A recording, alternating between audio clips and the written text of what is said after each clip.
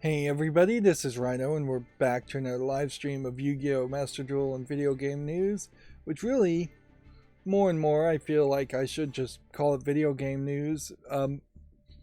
It's not true bait and switch. We do play Yu-Gi-Oh! Here, but it really is just a pre-show, and it's the thing that I imagine people are searching to come to these videos, but then it is also the thing that people inherently only want to see, and it's the thing I inherently don't want to actually do for 3 or 4 hours.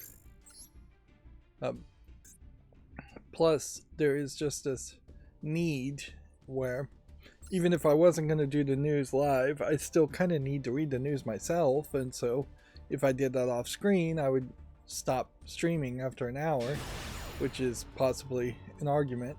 And this all just kind of falls into the problem with YouTube. Twitch is a lot better, I would say, at that in particular, as far as Twitch will encourage people to stay on the same channel if somebody switches games, whereas YouTube will absolutely not even put out notifications if you stopped a stream and started another stream right after it. And you see this in other YouTube channels or things that have multiple shows on the same podcast network type channels, is that there's just no good way to succeed with the YouTube algorithm doing that. Anyways, today is March 18th. We've got a lot of stuff that we need to do because Friday's stream was ended abruptly and early, and so we didn't cover any of the news on Friday, and so that is piled up. We also didn't cover games that had come out recently, make YouTube shorts on it. I also just have a lot of stuff that I probably need to talk about. Maybe. For the accountability section, I am having slightly more fun playing Hand of Fate 2 at the end here and making slightly more progress playing Hand of Fate 2, but it is crazy to be 26 plus hours into a game and just now you're unlocking the good enough cards to actually succeed. I am still very much being gatekept. However, in that one of the 21 challenges or 22 challenges in the game is requiring that I bring back a companion who, as part of his companion quest, is just dead, and so you can't select that companion. You have to resurrect him. Which that's extra work, and so you can't even do the devil challenge unless you unlock all the companions, it seems. This is a weird thing he's doing here.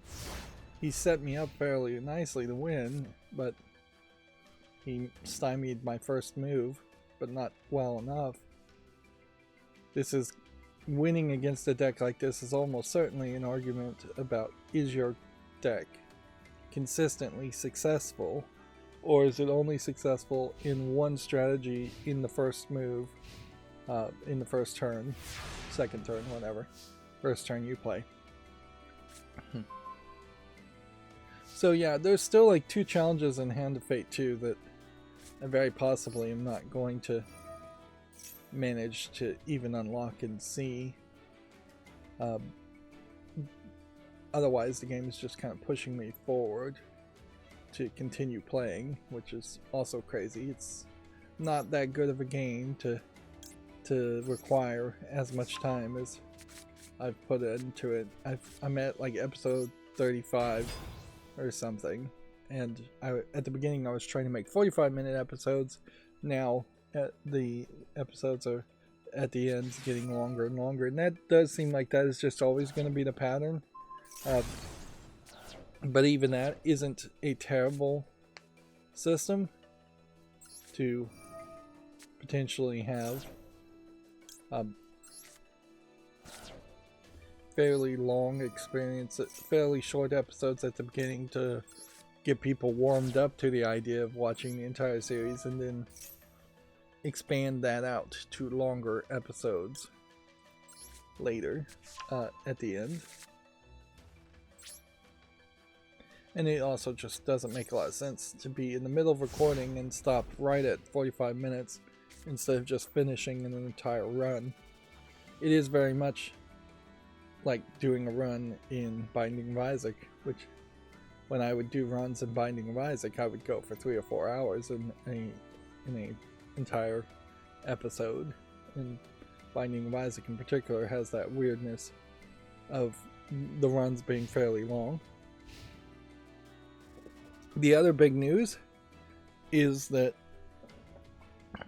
for the spring sale, I think, and this is a silly way to phrase it, I think I bought a Steam Deck OLED version, the cheaper one. I don't really feel a need to have a terabyte of storage internally, particularly when I think like eventually if you hit that level, you would probably be better to buy and upgrade your memory yourself.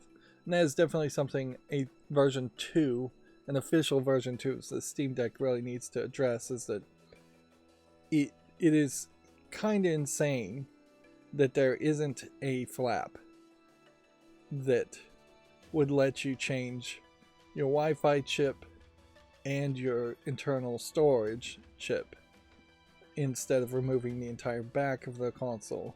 Or you know what, just remove the entire back of the console. Easier to replace those chips. And I still would say that what they probably should do is have room for a much longer NVMe stick, just vertical in the middle of the Steam Deck, where your hands and fingers would never reach.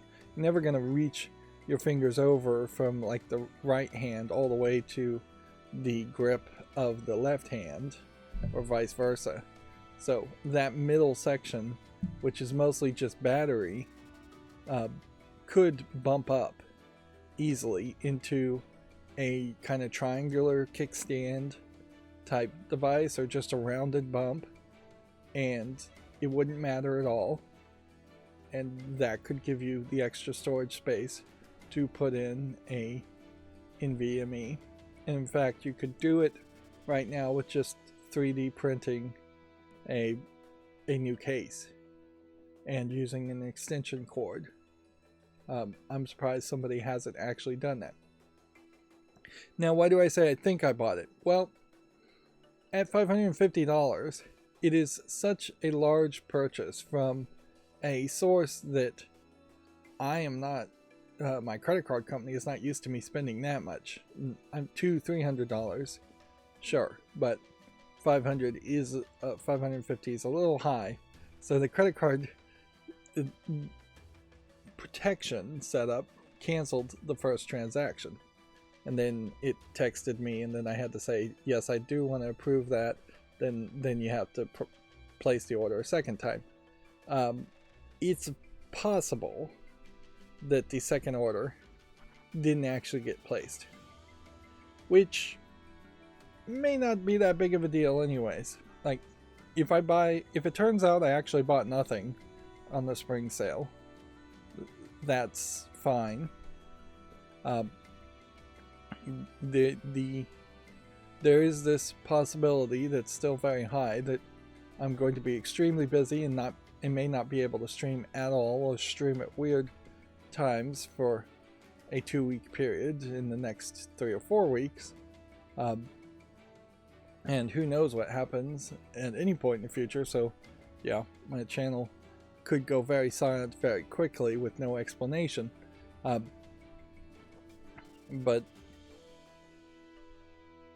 part of that weirdness of the 2 weeks was that I was going to potentially be sitting around away from my computer quite a bit, so the idea of having a Steam Deck to play games made a lot of sense. But if it doesn't happen, then I can always just buy 2, maybe 3 Nintendo Switch games and play my Nintendo Switch and finish playing all these. This is one of these situations where this guy should have timed out a long time ago, and the servers are having some kind of problem. But yeah, with the assumption that I actually did get processed, and eventually one would hope that I would get a shipping notification. I probably could just go to my Steam account and see. But yeah, I don't feel like I've gotten an email or a shipping notification yet. It says that it would deliver in 3 to 5 business days. I wouldn't be surprised if that is actually not really true because of the sale, and that it's a little bit slower.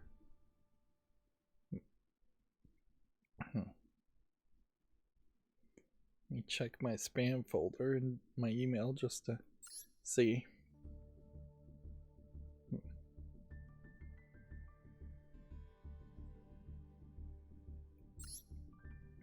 I don't mind a win, but I certainly do mind the amount of time that took. I had to have a thought to just go through news today and not even try with Yu-Gi-Oh, but I'm gonna do a little bit of warm-up first, but we may very quickly get into news. Yeah, I don't have anything in my spam. Let me just look at my Steam app. Maybe I can see recent purchases that way. Let's see. If it was here. Account details, store. Store and purchase history. View purchase history. Okay.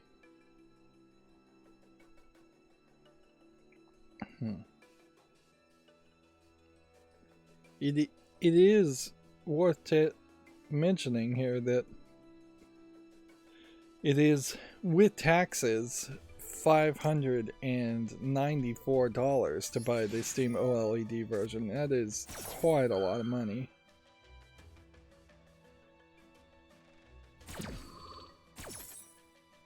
Okay, I do have a Steam Deck order here.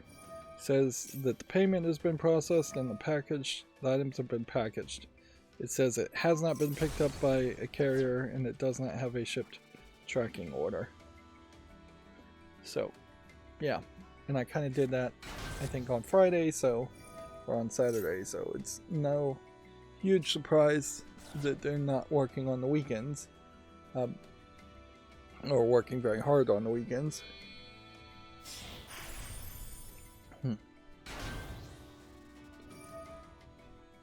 So yeah, guess I did order a Steam Deck, and that'll be a whole new distraction, and the hope is that it accelerates things.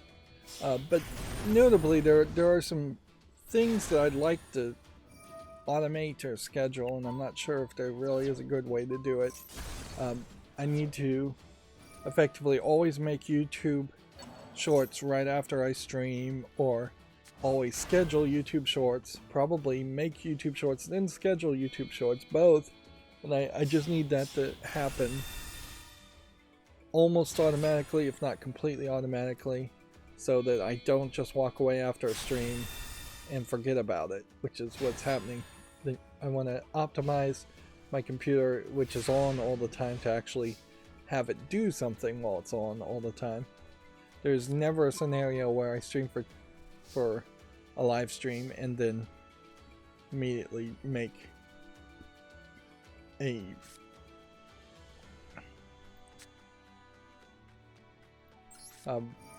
another pre-recorded footage video. I always take at least a break there. And during that break time, that is the time when it should be working. But yeah, I think that's about as much for the catch-up section. Let's call it the catch-up section instead of the accountability section.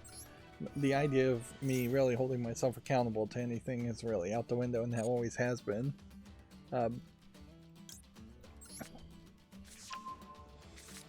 Although catch-up section is really just a catch-up of what's going on in my life.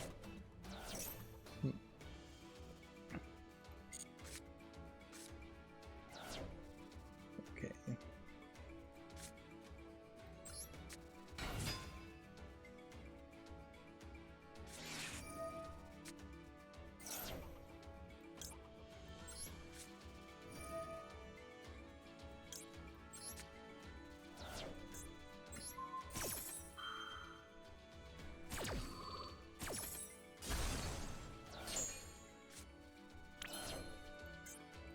So what do I want to do here?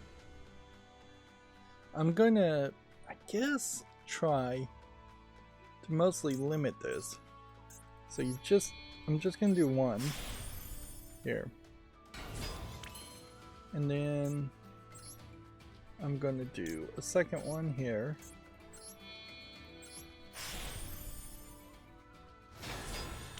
And then I'm going to activate this ability and destroy this. That didn't work. So we need to do one more instead.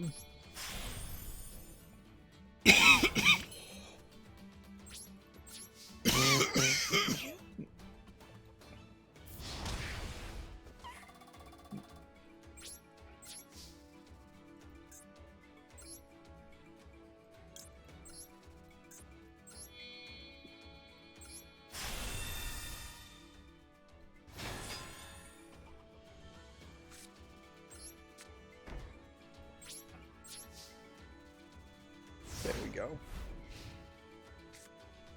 And see, that still gives him quite a lot of extra cards to play with.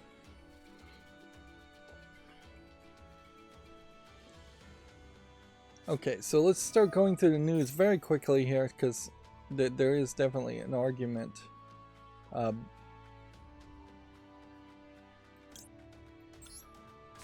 that we should burn through all the news. Seriously? Doing Max C a second time.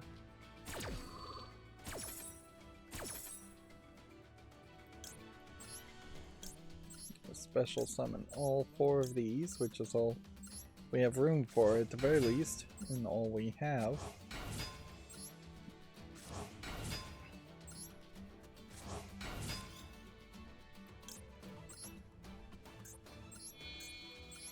So much clicking. One of the things I think that digital card games can really highlight is where there is extra description or extra actions necessary in the way a card is described, where it's probably less noticeable if you were just playing the regular tabletop card version, real world version of Yu-Gi-Oh!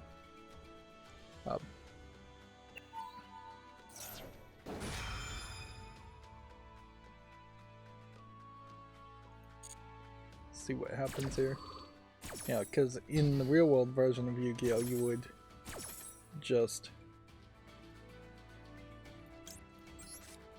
describe what's happening, or kind of cheat and use some shorthand.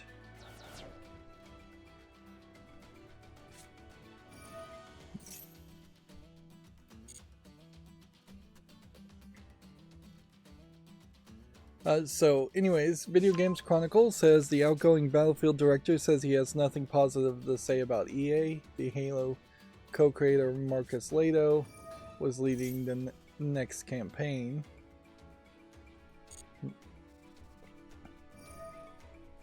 Which, yeah, gamers also don't really seem like they have any real positive feelings towards EA too. EA has been for, well, really leading the pack as far as being just a profit-driven corporate entity that cares nothing for making any kind of quality artistic product. At least that's the general feeling that I always got around it. And certainly when I think about EA games, the only EA games I want to play are games that actually weren't made by EA and were just acquired by EA, and games that are very old. Which those are the games also that I did not buy in the spring sale, such as Command & Conquer and Dungeon Keeper. I got a lot of store points for buying the Steam Deck, but the shop points on Steam only give you worthless items, animations and emojis and things like that.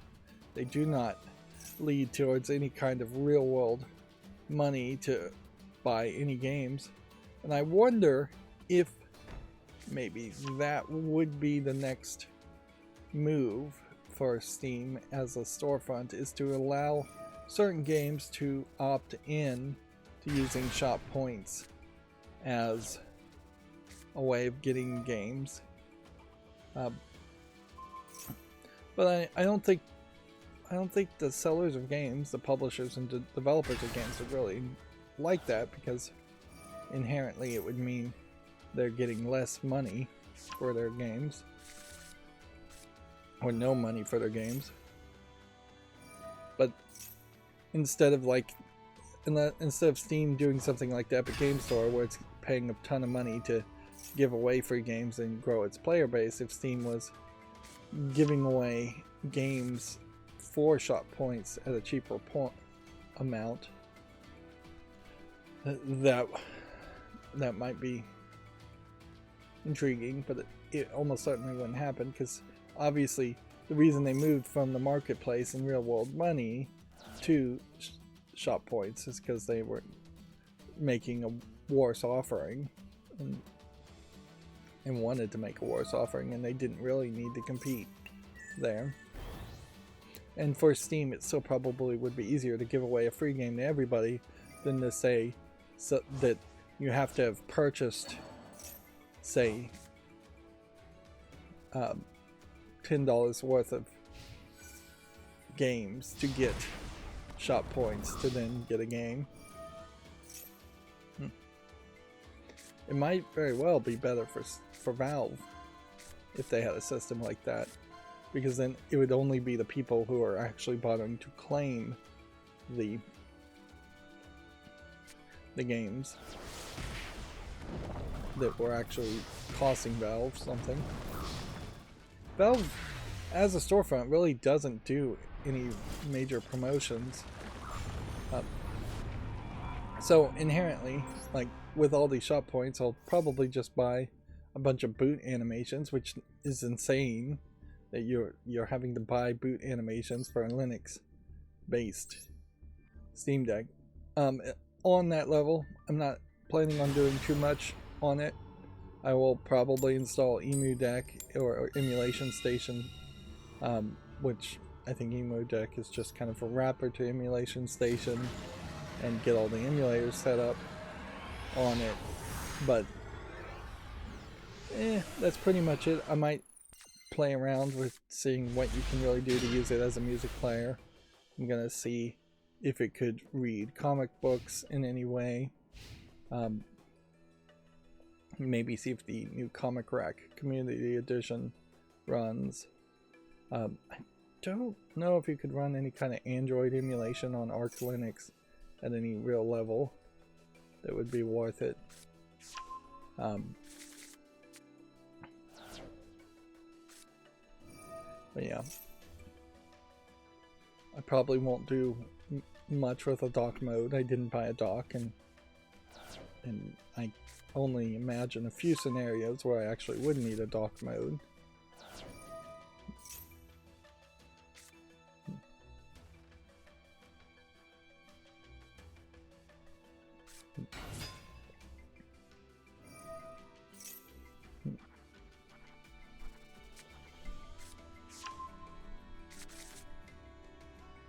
Yeah, and I suppose if I did play around with it and could make a good MP3, like low power MP3 player app.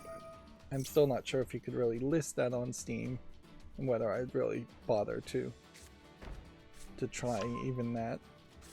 That definitely feels like an idea that I would play around with myself and then in the actual frustrating development of it give up on halfway through. I don't think I'm unique in this, but there is definitely a case where people who develop things and create things can be fairly manic at the beginning, like hyper excited and positive at the beginning, and then the actual implementation is when the real world comes creeping in and it all comes crashing down.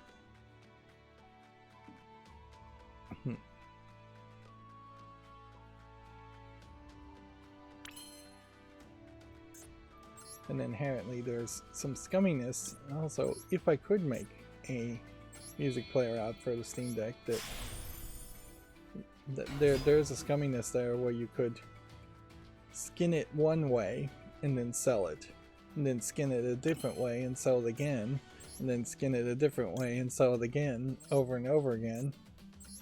For instance, you could have one with just lewd anime girls on it, sell it that way. Then you could have one with 3D CGI lewd girls on it and sell it that way, and then you could have one that's more family friendly and sell it that way, and it could all be the exact same app and extremely similar. And I'm sure Steam has some rules against that, but I bet it isn't that many, and I bet it's not enforced considering how much we see of that or similar types of things being done.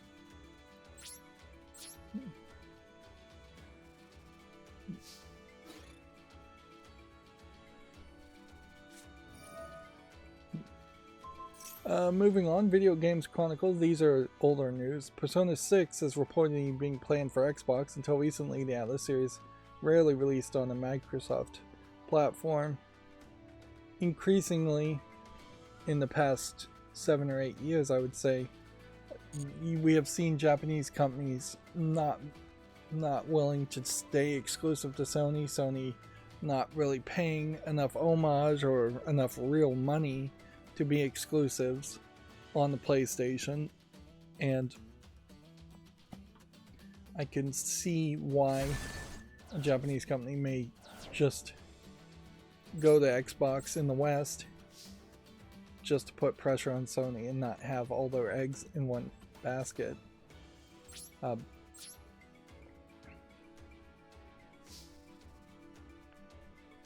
It is kind of a weird twist, though, also. And certainly a big part of this, like almost 100% of this rumor, if it's true, comes down to the fact that Sony of California, being in charge, did not feel like a Japanese company, was pushing more censorship, and there literally was a censorship story around the Persona 5 series. And the creative people who have more influence and control in Japan and in a company like Atlas are not happy to be completely pushed around by Sony. So Xbox and Microsoft can come in and say, we won't censor, and that'd be great. Inherently, Persona 6 will want, at the very least, to come to a Nintendo console, but I also wouldn't be surprised that even a game like Persona 6, which isn't going to be even that difficult of a game to run on a new Nintendo console, may push the graphics fairly hard.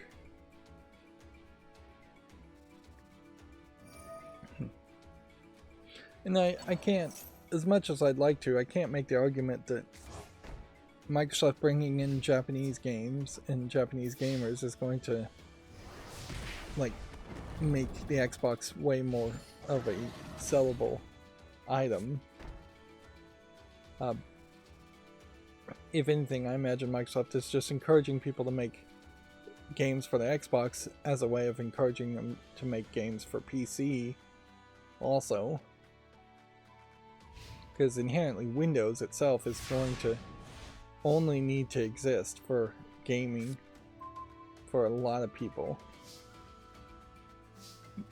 And if you lose the gamers, nobody's going to really want Windows 12, as Linux is just more and more viable. Chromebooks are more and more viable for everything else.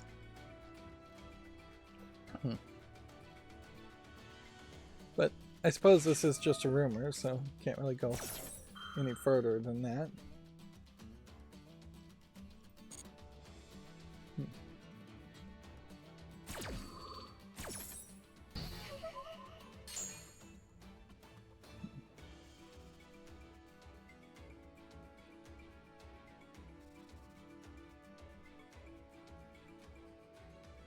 The game Plumbers Don't Wear Ties Definitive Edition was initially banned in Australia, and then 2 days later it was dropped to an MA 15, Mature Audience 15, for sexualized imagery, which, yeah, the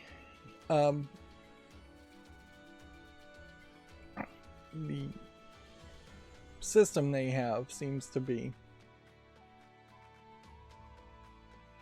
weird, somewhat weird as far as how they move around and self-report on these ratings, and then they seem to be able to resubmit.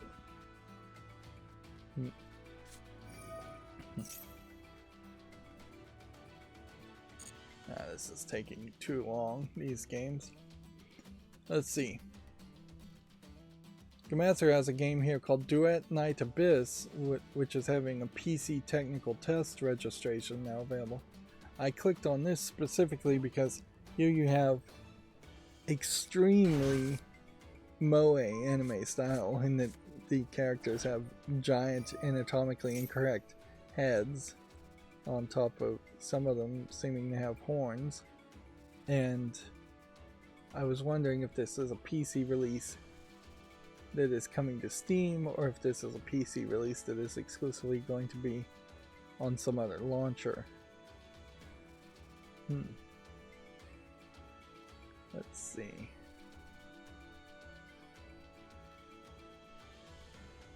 It doesn't say Steam here. Let's follow the... Let's come over and play first. And look at the announcement and see what it says there. Well, weirdly, here is the announcement, and the images look very, very different on that screenshot.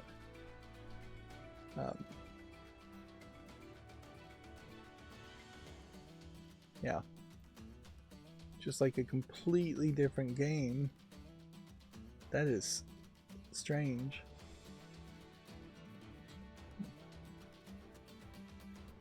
And then they do seem to just be saying PC, where generally you would assume PC means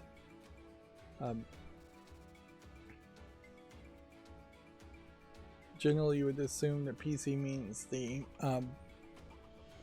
Steam, but it doesn't inherently have to mean Steam.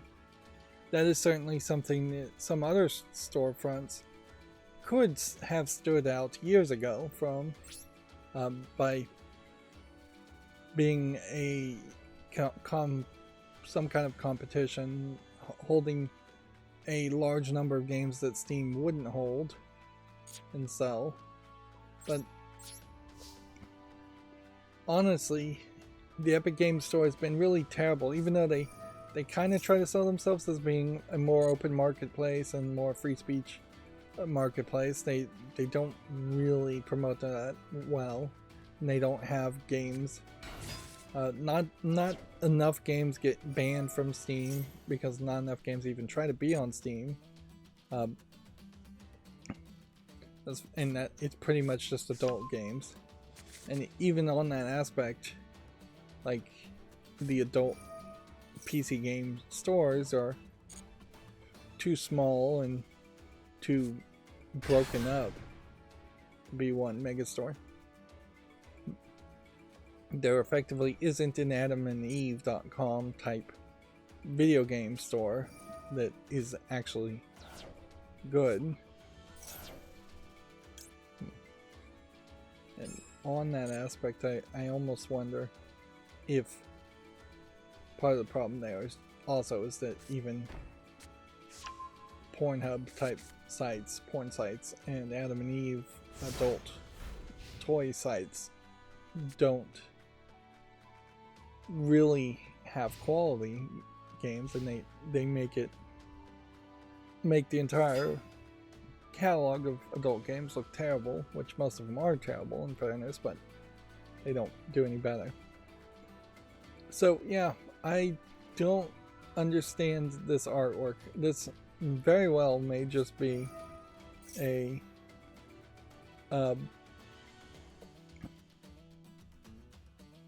this might very well just be a fan art of all the characters being chibi, but that is a really terrible fan art for Gamatsu to have picked. But I mean, it's not Gamatsu's fault at this point. They put the technical test here, and I could almost see the idea that, oh, all the characters are going to be drawn as little kids because the technical test is the little kid equivalent of the final product of the game. Of course, the problem with that is with the Moe art style and drawing kids to appear younger, even though no real kid has giant heads like this. The problem is you're still trying to ape the older characters, so you have a lot of this anime high fashion, which is just a little weird, to say the least, in shorter looking characters. Let's see, what else do I have as big news? I really didn't find a lot of big news.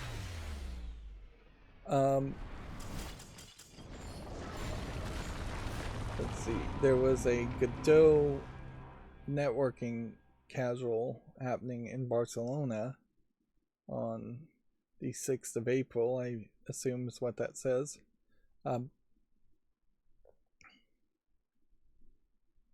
Which inherently, I guess what I want to say about that is getting together with other programmers, learning the Godot engine, or just other people using the Godot engine, is probably the right level of get-togethers. Very often we'll see, and we were talking about in the previous stream, specialized meetings for people who are or claim to be neurodivergent. Take your pick to form your own opinion there. Where that feels like that is we need a safe space amongst what should already have been a safe space amongst developers, and it just seems unnecessary to get that small,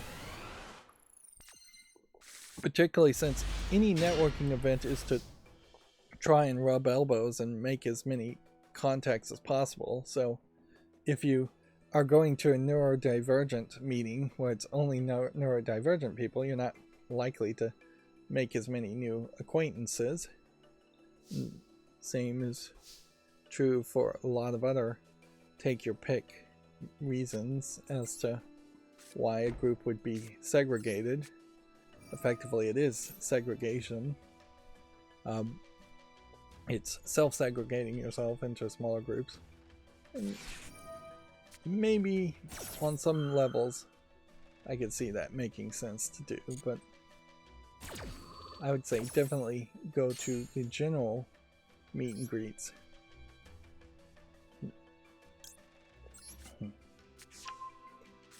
Inherently, you create this situation where if there's a neurodivergent meet and greet happening at a convention, and then there's a regular everybody else meet and greet, there's going to be some level of pressure that can be put on the neurodivergent people to go and be hidden in this smaller meet and greet instead of interacting with everybody else. And that definitely feels like get back to the bus type mentality. Yeah.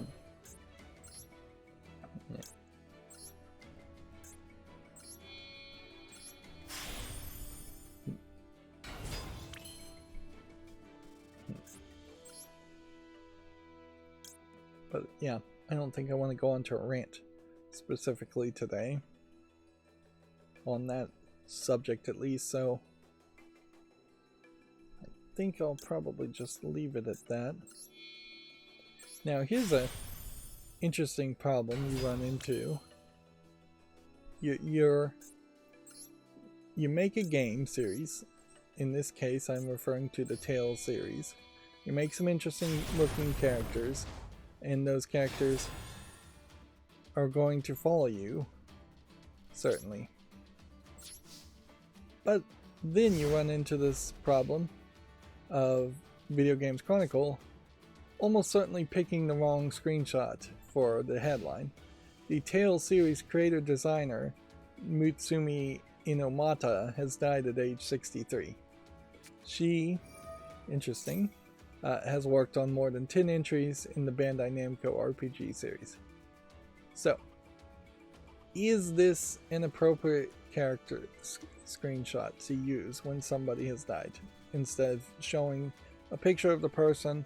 Or, you know what, how about just having a default image of a black and white funeral urn or flowers or something like that, or even just like a game over symbol for obituaries. It's going to happen more and more that you're going to have obituaries and then you're going to struggle to have photos. So I could certainly see having, if nothing else, a default image. And Video Games Chronicles has been certainly experimenting with not having screenshots at all, and this is certainly a case where not having a screenshot at all would be more appropriate. It is, in my personal opinion, and I think most people would agree, not appropriate to have any kind of animated anime characters be the screenshot of an obituary. Even if the person was a character designer, maybe if you had a picture of them next to some of their works, or CG'd into it, that's something. The Tales series has made a very seductive looking character here with a lot of under cleavage, side cleavage, and belly showing in this outfit, and sharp black and whites.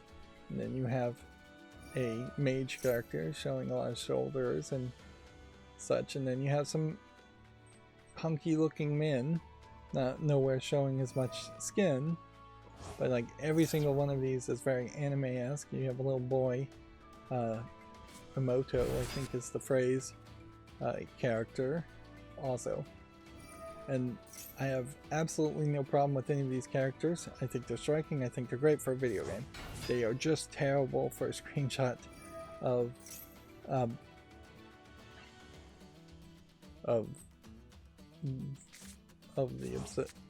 obituary.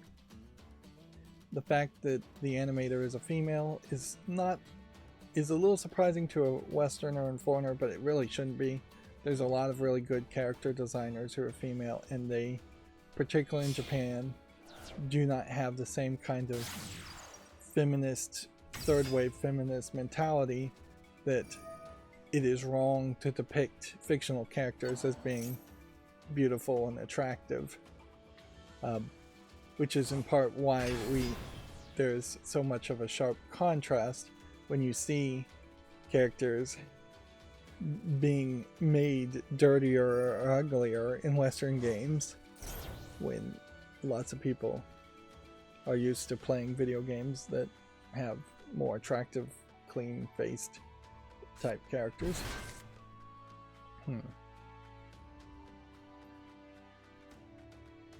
Let's see.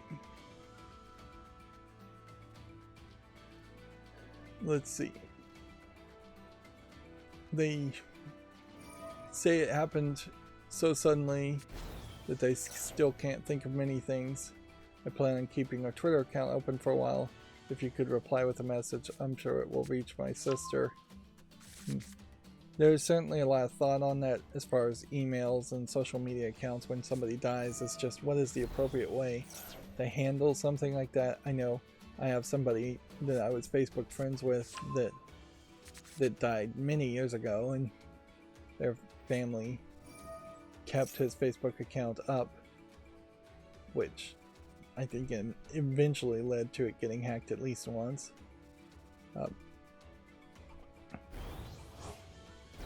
She worked on numerous anime movies and series over the years, including Windaria, City Hunter, Future GPX, Cyber Formula, and Polaris Sanshiro. I think City Hunter would be about the only anime here I recognize, and that is, I think, a pretty old one. So it seems like she probably was mostly doing the Tales series in the later part of her career in her life, which unfortunately those two things ended at the same time. It would be an interesting sci-fi tale if you knew exactly when you were going to die and were guaranteed some amount of retirement. Of course, there are also people that nobody should be listening to that are making the argument that the average person should work right up until their death, and that they would have to justify being able to retire at all and enjoy their old age with some kind of illness, which is really just a rich person's argument to try and get people against the idea of Social Security and get poor people outside of the stock market.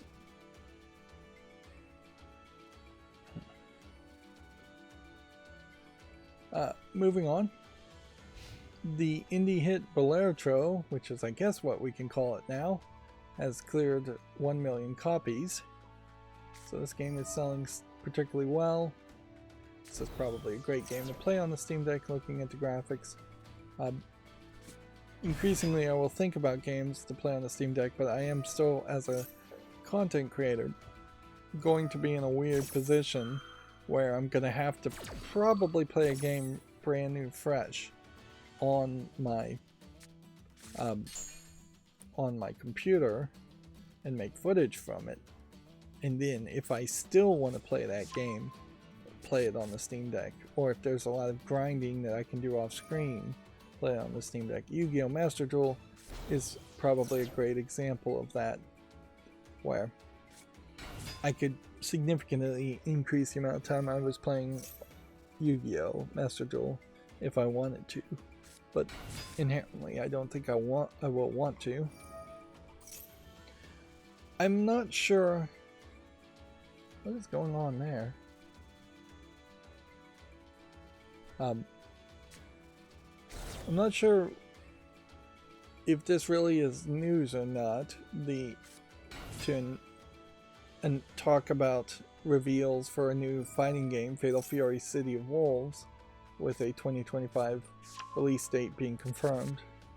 I am so not in the world of fighting games that I don't know if Fatal Fury is one of the series that people care about, although it seems like of all the genres, fighting game genres are probably the one that are at most sorry there, just hitting a button there to turn on an on-air sign that I'd forgotten.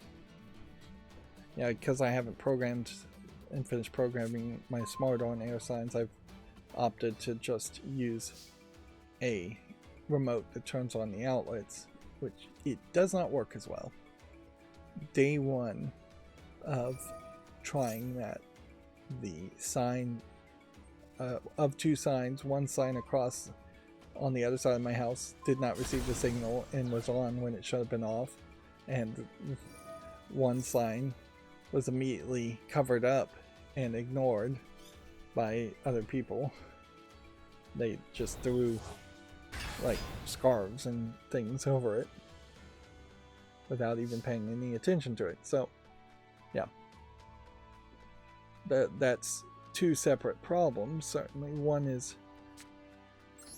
regardless of whether it's an on-air sign or a smart on-air sign that automatically turns on and off when you're streaming, people have to pay attention to it, see it, and respect it to a certain level, or it's pointless.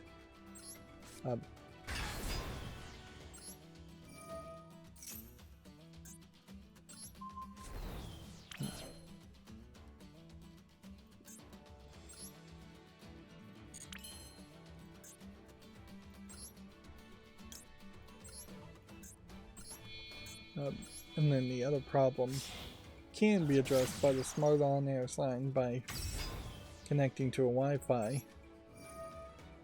source instead of trying to receive signals via a remote, which is just going to be in the 300 or 433 megahertz spectrum in the United States and can only do up to 100 feet at most, and likely is not even going to be able to do even that much.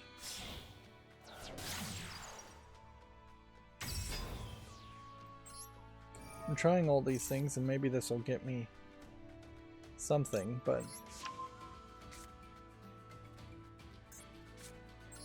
I imagine it really won't. Then here's another thing I'm not sure about.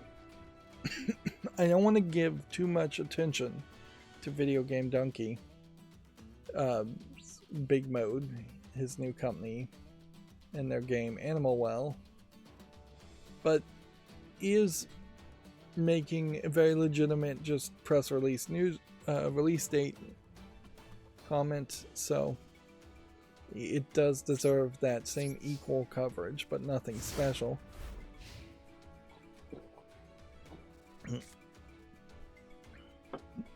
Video Game Donkey's YouTube page, as far as making joke clips based on video games in an extremely rare occasion, most recently was highlighting server issues with Battlefront, the original Battlefront being released, and then it turned into just a montage of him or somebody dying over and over again in first-person shooters, which I think the joke is that first-person shooters always kind of suck if you're bad at the game and dying. So what is the release date? It is May 9th, 2024 for the PS5, Nintendo Switch, and PC via Steam. Animal Well looks interesting enough. It's not looking super crazy as a game.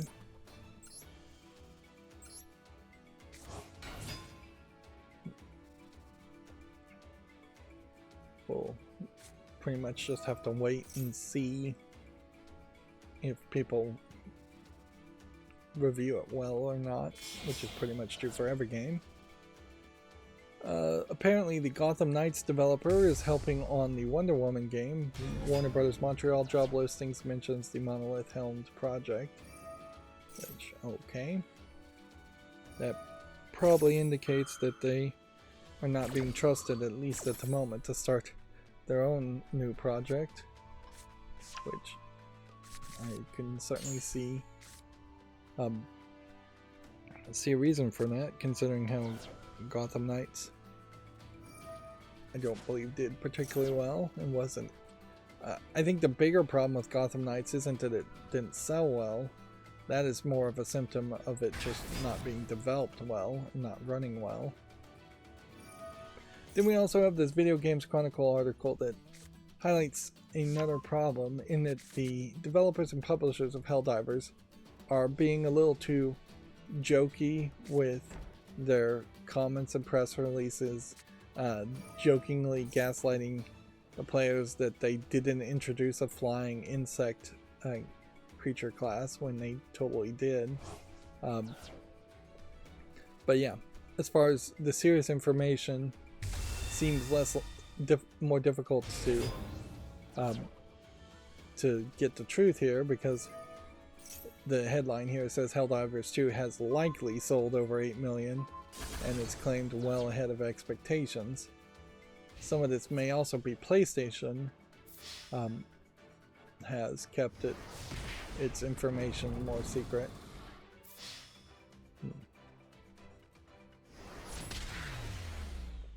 But yeah,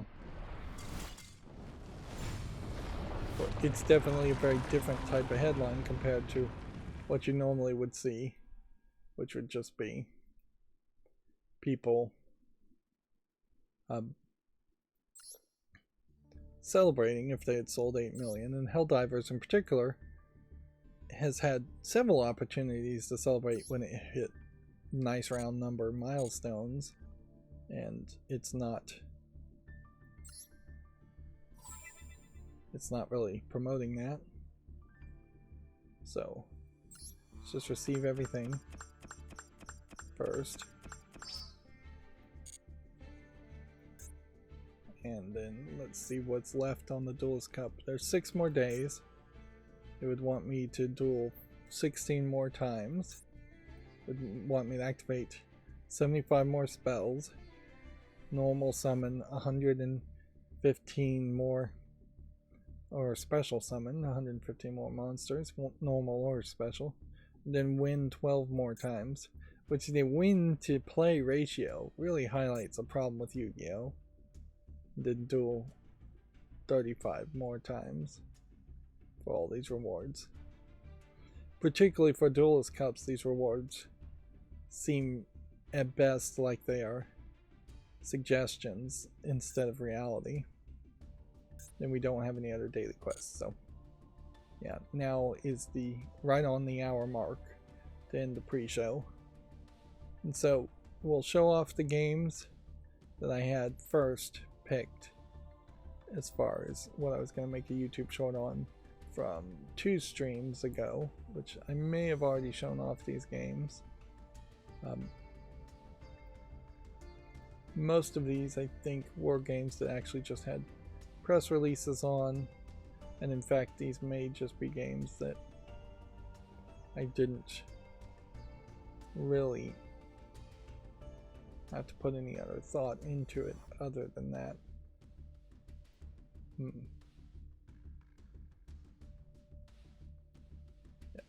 Yeah, I'm using this all new games on Steam marker as an indicator to tell me whether or not I've shown off those games. So we close that, and then should be able to just minimize that.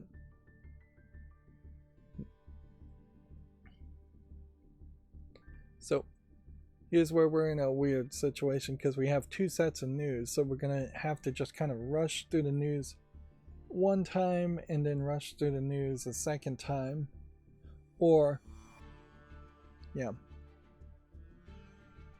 And so I think this spring sale hasn't changed one bit, so I don't think there's anything to really talk about there. I think we can reload this page and just see what the current state is on SteamDB and move through that fairly quickly. Yeah. So I'm just gonna quickly scroll down here and see if there's anything interesting. Last Epoch and Palworld are neck and neck, with Palworld probably falling down previously, but maybe bouncing back up with some new news actually being put around that. And then I guess we can reload this chart and see if there's anything interesting here. Helldivers 2 going up. I still have a date here with bad information. Everything kind of bumping up due to the spring sale. or at least several games bumping up. Palworld is down here.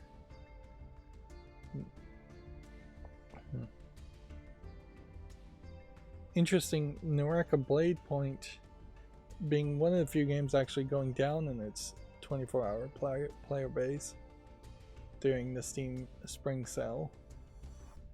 Interesting. Yep. Obviously, after buying a Steam Deck OLED, though, there is just no justification at all to buy any games.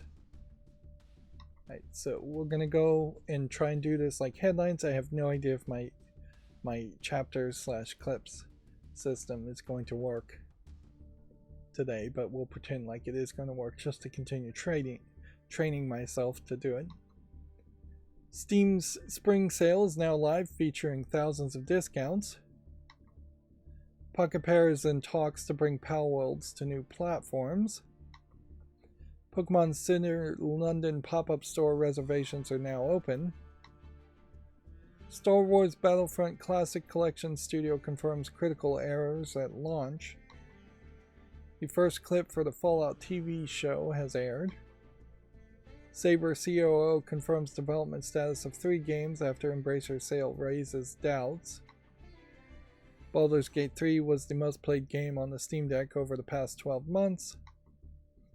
Former Pokemon lawyer says fundraising and press coverage leads to fan project takedowns. Epic Game Store has revealed its next free titles and launched a spring sale. A Dragon's Dogma overview video presented by Ian McShane is coming today. Sonic and Angry Birds are crossing over in 5 mobile games for the next week. Apex Legends studio Respawn hit with layoffs as part of a wider EA cuts. Taken 8 players glitching massive costumes will be banned, producer Harada says. Shadows of the Dam Remaster gets a new title and is coming this year. What is the new title? Shadows of the Damned Hella Remastered. Okay. This game, Shadows of the Damned, not really a great game originally. That is one thing I certainly considered when I was shopping, is just some of the games on my wish list were bad games originally, and maybe it's just not worth it to talk about a bad game just because I remember playing a bad game when I was younger. Maybe that is, well, almost certainly that is too much nostalgia for no good reason. And we need remakes of bad games if we're going to get anything, not just remasters of bad games. Disney Dreamlight Valley studio Gameloft is making a Dungeons & Dragons game. And that's going to bring us to the Gamatsu articles. The Pokemon London headline there I could have skipped over, and I need to be better about deciding whether I want to just stay silent and not read those headlines, because that is too uniquely London centric. Let's go through the Gamatsu articles. Mage's founding member Masaki Sakurai to depart. Ogre Tale for consoles goes gold. He will leave Mages, which I assume is a company, on March 31st. Dragon's Dogma 2, Welcome to Dragon's Dogma 2 trailer is available. Gigantic Rampage Edition new maps, trailer, and screenshots. Shadows of the Damned Hella Remastered, playable at PAX East 2024. Iridium Chronicles 100 Heroes pre-launch trailer. This is way too many characters in one screenshot, which shows a problem with just having a round number. Certainly. And there's just no way you're going to have 100 heroes and have consistent color palettes and consistent art style at that level. Top-down shooter OTXO is coming to the PS4 and 5 and Switch on March 28th. This game is already one of the mini games I've seen, so I'm going to skip opening it up and setting it up for a YouTube clip. Empire of Ants GDC 2024 trailer. Dark fantasy action platformer Saverless launches April 2nd for the PS5, Switch, and PC. Yeah. Guess what we're going to do is experiment on not opening up links and making YouTube shorts for today. That's almost certainly a mistake, but it will save me a little time and confusion since we're catching up between 2 days worth of games, or 2 streams worth of games, which is actually closer to 4 or 5 days worth of games. Rise of the Ronin, the Aftermath launch trailer. The Devil Within StatGat launches in early access for PC April 9th. Gameloft announces Dungeons & Dragons Survival, Life Simulation, and Action RPG Hybrid for consoles and PC. The Famitsu sales from 3.4 to 3.10 have been updated. Read-Only Memories Neurodiver launches May 16th. Crow Country launches May 9th. Toho Danmaku Kagura Fantasia Lost for Switch launches September 5th. MotoGP 24 announced for all consoles and PC. Saber Interactive to split from Embracer Group update. I don't think we have anything new that I haven't already heard or talked about.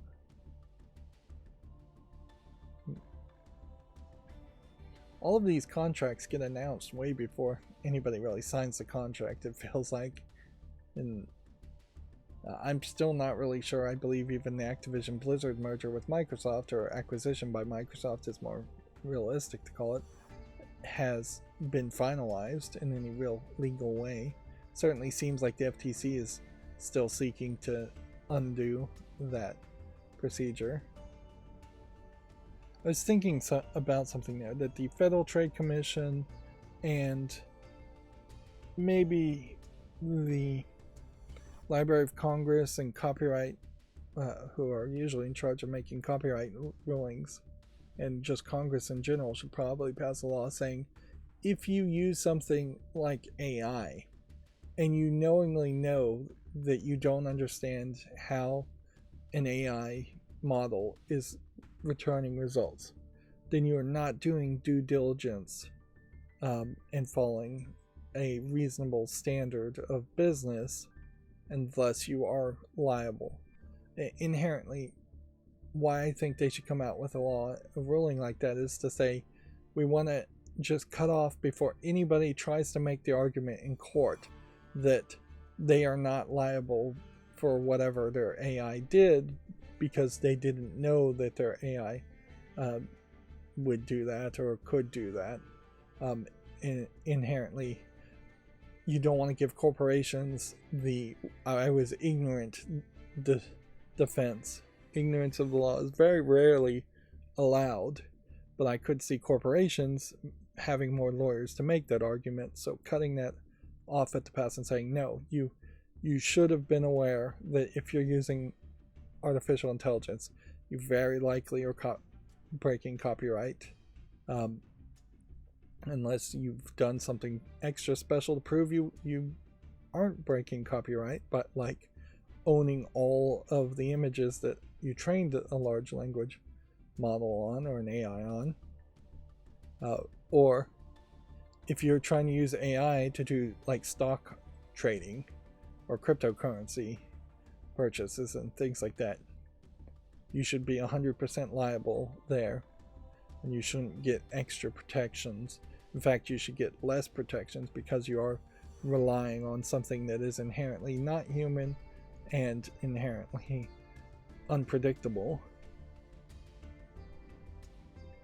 To bring it down to another concept is, if you put your car in auto drive, you should still be liable if the auto drive car swerves into a bus or hits a person,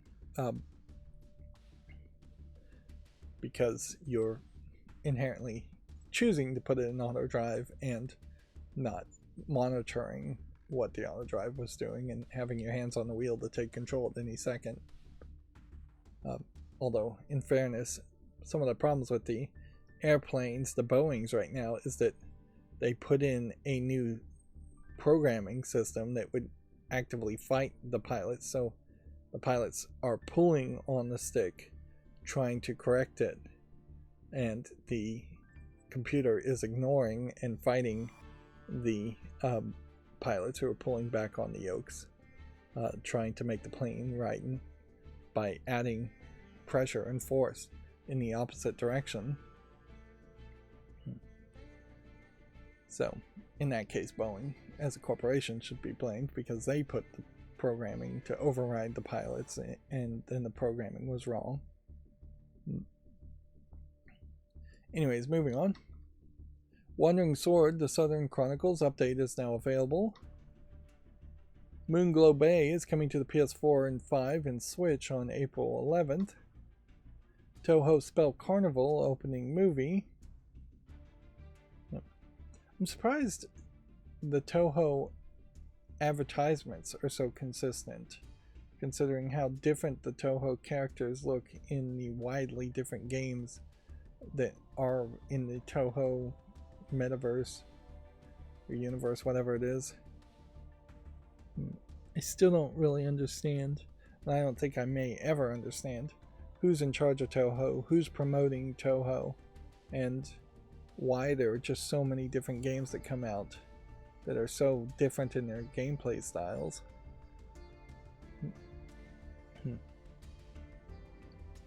Anyways, moving on. PlayStation Plus game catalog and classics catalog lineup for March 2024 announced. Crypt of the Necrodancer DLC Synchrony now available for PS4, Switch, and PC. Terra Memoria launches March 27th. Venture to the Vile launches May 7th for PC and in late 2024 for PS4, 5, and PS4.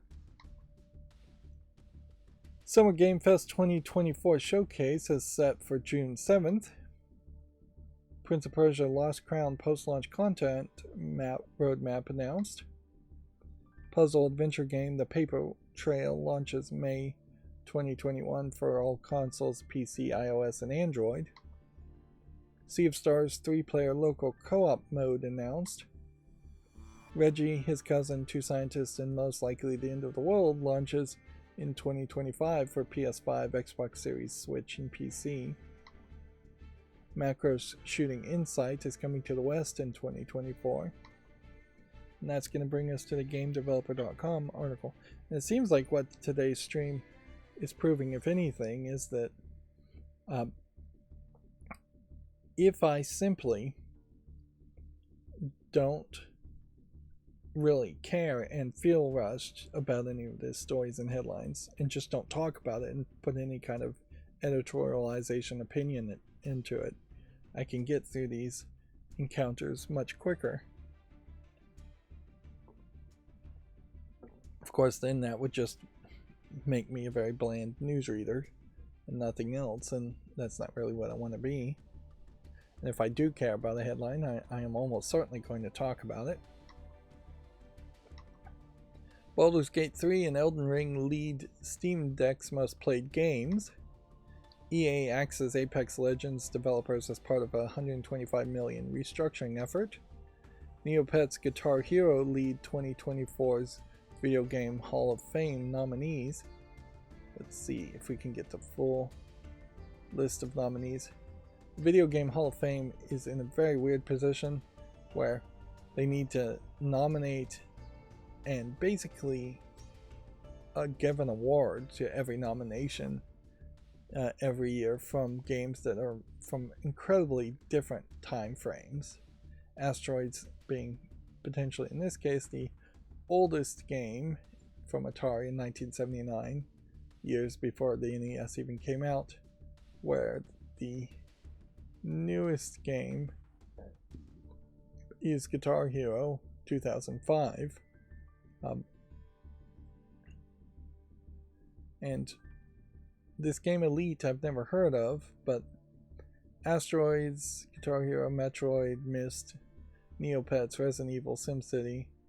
This Takimi Meki Memorial I haven't heard of. Pro Skater, Tony Hawk's Pro Skater, Ultima, and You Don't Know Jack.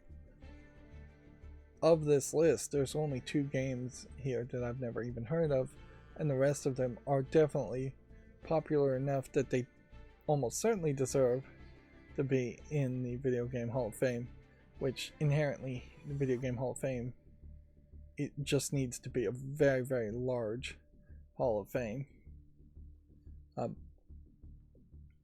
What you probably should do is have specific decades and give one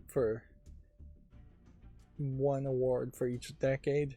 That'll set you nicely for 10 years.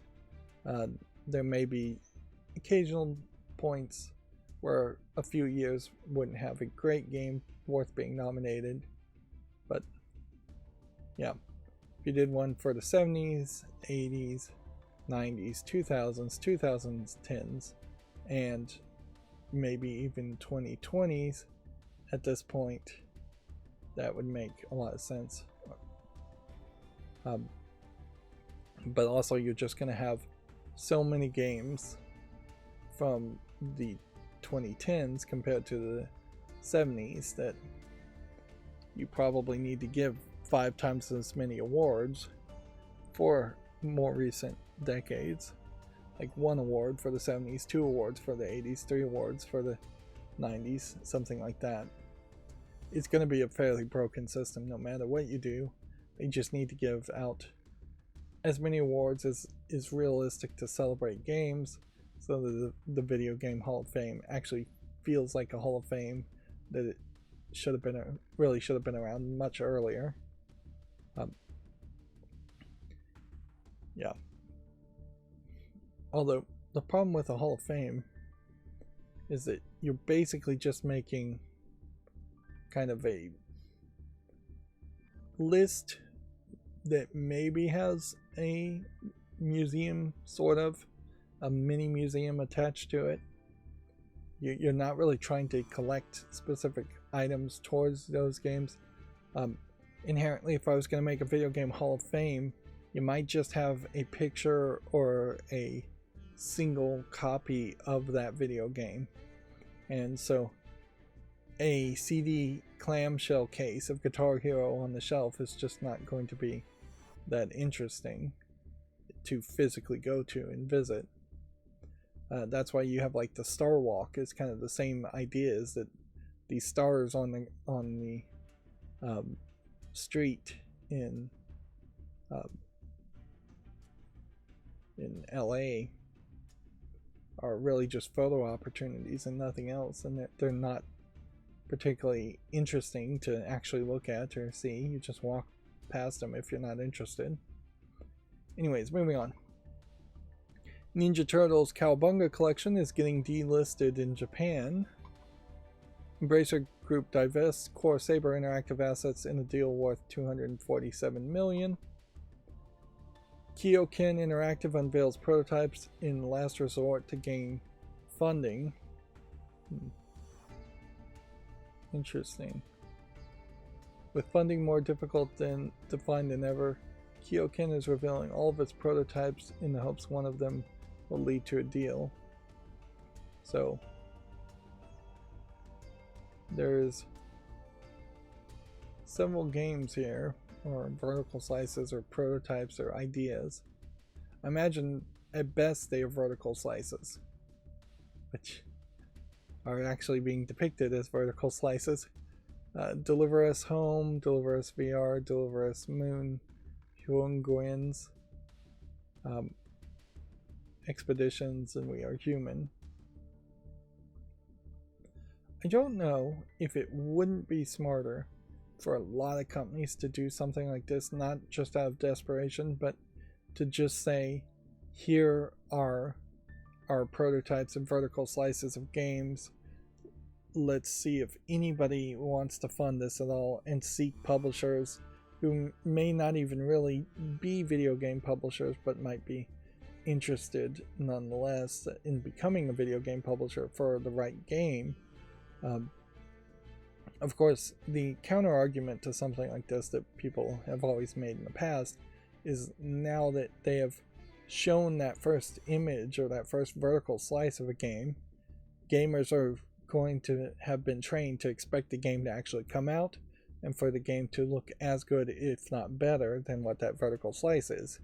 And so you're locking yourself into making what you promise when you promised something that you may not actually be able to deliver on. But yeah, I could see there being a website in particular where game developers would put out the vertical slices, and there could just be a heck of a lot of warnings saying this is pre-alpha footage on everything, so people could see vertical slices and maybe be interested in that.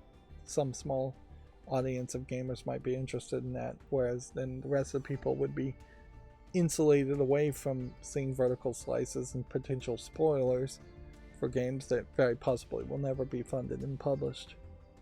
We have had really only one system up until this point, which is a publisher funds a game secretly in development for years, and then near the launch it gets announced to gamers and tries to get them hyped on a game. And they've pretty much just never tried anything else, so it'd be interesting to see some people try something different. Of course, you do have examples of like We Happy Few, where the game's trailers made the game look one way, in part because of the publisher and the way the publisher decided to advertise the game, and then the actual product was very much a different experience. Moving on, Discord will allow devs to make in-app games and server-free apps. There is an obituary for Terry Hess, Obsidian artist, who passed away. Sea of Stars receives 5 million players. And Berserk Boy has been delisted from the EU Nintendo eShop after a ratings snafu. And Keywords tried to make a game using generative AI but said the tech was unable to replace talent. Right. And so normally that would be the end of the show, but in this case it isn't. So we have a Sudoku Constellations, which I've been playing more Sudokus in the past few days and watching Cracking the Cryptic quite a bit, and it is wasting a lot of my time. Constellations, another variant on Sudoku, although also not always following general Sudoku rules. There was a... I need to be on the other side of this, I guess. There was a Sudoku adventure game that I saw. I'll give this a chance. I think I may have actually curated this group of games somewhat already. Is this VR? Nope. Is this multiplayer? Maybe. So, most of these games probably are things that I said yes to already.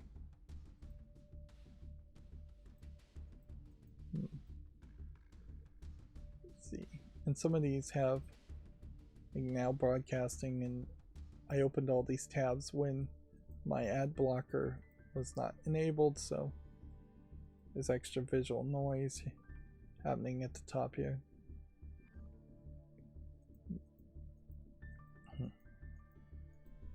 I had the ad blocker off.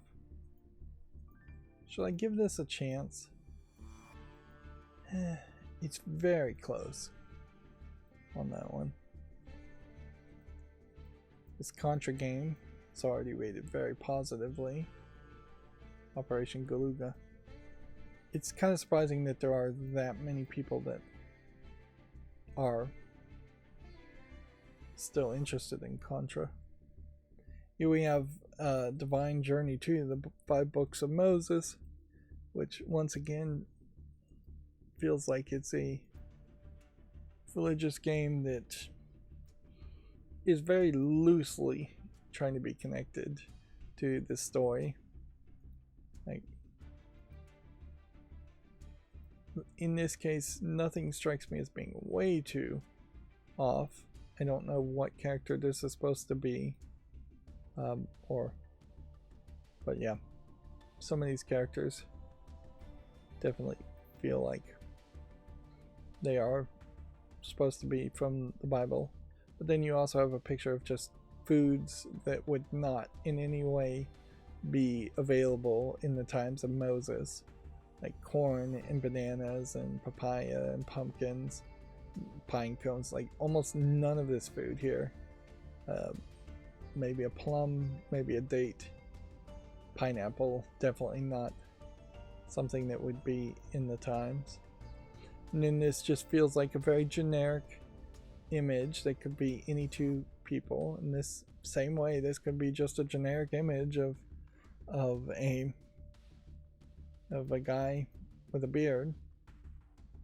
But it does seem like they are trying a little bit better, or doing a little bit better than what I normally see when it is religiously connected games, which is just incredibly awful game design. It's still not trying to tell or make a very ambitious game. It is still very asset flippy. Apologies if I don't actually show the names of some of these games. Here we have a prologue, which I still don't think I'm going to highlight prologues. And yeah, if you're talking about like the entirety of the stories of Moses in the Bible, that there is more than enough elements there. This is already mixed, so I'm gonna say no. There's more than enough content there to make a good AA, AAA game around Moses. Like,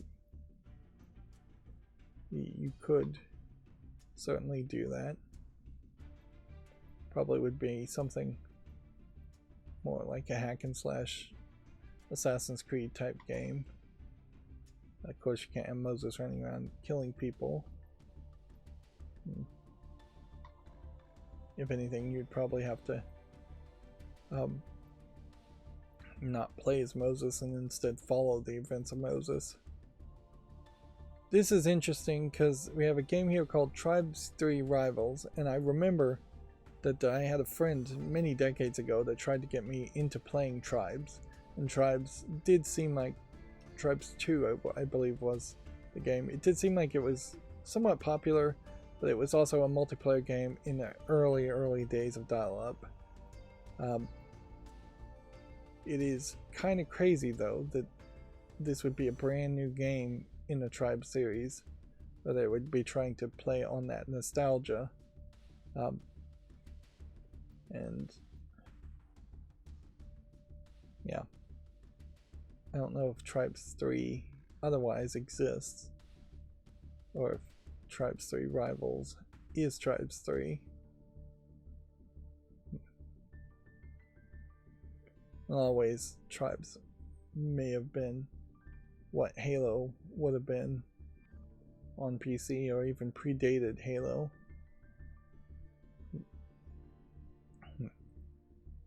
But yeah, I think there's slightly enough relevancy still. Give this a chance. It looks like a survivor's game. Here we have a visual novel, which you might as well make shorts around them. Tank Survivor doesn't good enough. Where safety ends are looks weird. I like weird. Or a puzzle. Some kind of puzzles. Here we have another mixed game. This also highlights that if I just waited 2 streams before looking at games, you would probably get a decent amount of games that were already being reviewed so poorly they should be dismissed. Do I want to say yes to this horror game? I'll give it a chance. Let's see, micro dungeon. I don't think this looks quite interesting enough to make a YouTube short on it, but I'm gonna give it a follow. I'm probably just gonna be very generous today. My Horse Bonded Spirits prologue. I'll not do anything with the prologue, but this does look like this could be an interesting horse game. If there is such thing as an interesting horse game, which is a big if. Here we have a tactical game that doesn't look interesting to me or interesting enough to get a YouTube short. We have a card game that looks very much like it's a Hearthstone type game with what looked like decent anime character art, but who knows if they didn't just download those from the internet without licensing it. Should I make a YouTube short around this one? No, I don't think it looks that good. This one is another horror game. Let's see.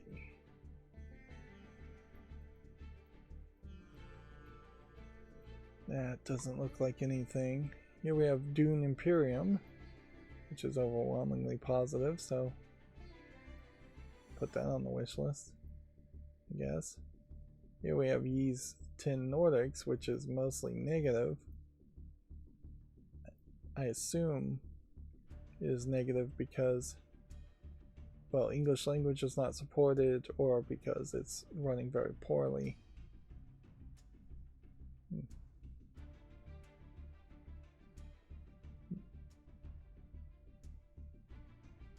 See. Yep. There's some major PC port quality issues that seem to be happening here. And the non-English speaking language, the Asians, Chinese, Japanese, and Koreans are very unhappy about it, it seems. Yeah, and I'm still questioning whether the Ys series, even though it's a very long running series, or it's just high up in the numbers at least, I'm still not sure that the Ys series is the series worth playing. I definitely would want to play like the Atelier series well before I play the Ys series, and almost certainly I would want to play the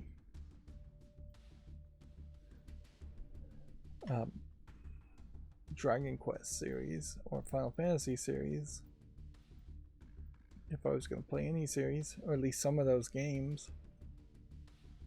Don't think there's quite enough here to not just think of that as an RPG maker game. This is a toy-based tower defense, which, while it looks nicely polished, this is like a prologue game, and I don't think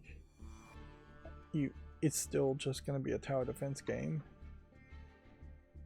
We have another card game.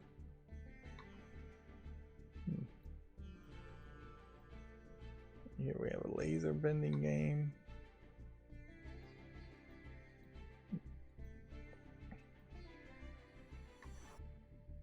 Right. So the good news here is I think I am going to end early, which is kind of good. But the way I'm going to end early is I'm going to finish these games. Here we have Star Wars Battlefront Classic Companion, overwhelmingly negative, only 90% positive. And this highlights a problem too, is that if there was a weighted scale and you remove some percentage points for the fact that there are no games that are rated at 0% positive, this almost certainly should be a 0. But if you were to do that kind of weighted scale, it would also probably pull down the positive ratings of every other game by 19%, which would mean something that's a 75% would be considered mediocre. I'm gonna put this on the follow list just to watch and see if they improve on it. And it is historically relevant enough still to make a YouTube short around it. Plus, people might want to comment on the YouTube short. Strange, I don't think is good enough.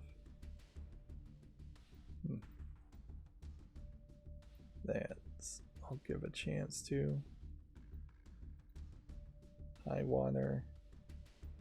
Flood-based games. Yep. There's actually quite a few games where the world has been flooded over. I probably would not do well. Most people almost certainly would not do well in a world that was flooded over. You'd have to be fairly adept at boating and fishing, and very not reliant on anything too technical, technology based. Inherently, we need a whole different type of technology that's not electronical. Otherwise, as soon as power goes out, there's going to be a lot of people that have no skills. A singing saw simulator. Yeah, this seems more like a joke than something that you really would want to make a video game form of it. The idea that you can play a bowstring across a saw, which I think you play it against the back, not the teeth of the saw, which it seems to indicate the exact opposite here. Doing that in the real world is a joke. It's not taken seriously like a real musical instrument. So making a virtual version of that just seems like it's a joke on a joke, and it loses its relevancy. We have something just called Tokyo Schoolgirl, and I think a generic title like that pretty much tells you that it's not much of a game. And inherently, this character looks nothing like this character, and this character doesn't even really look like a schoolgirl. She looks like a school teacher, if anything.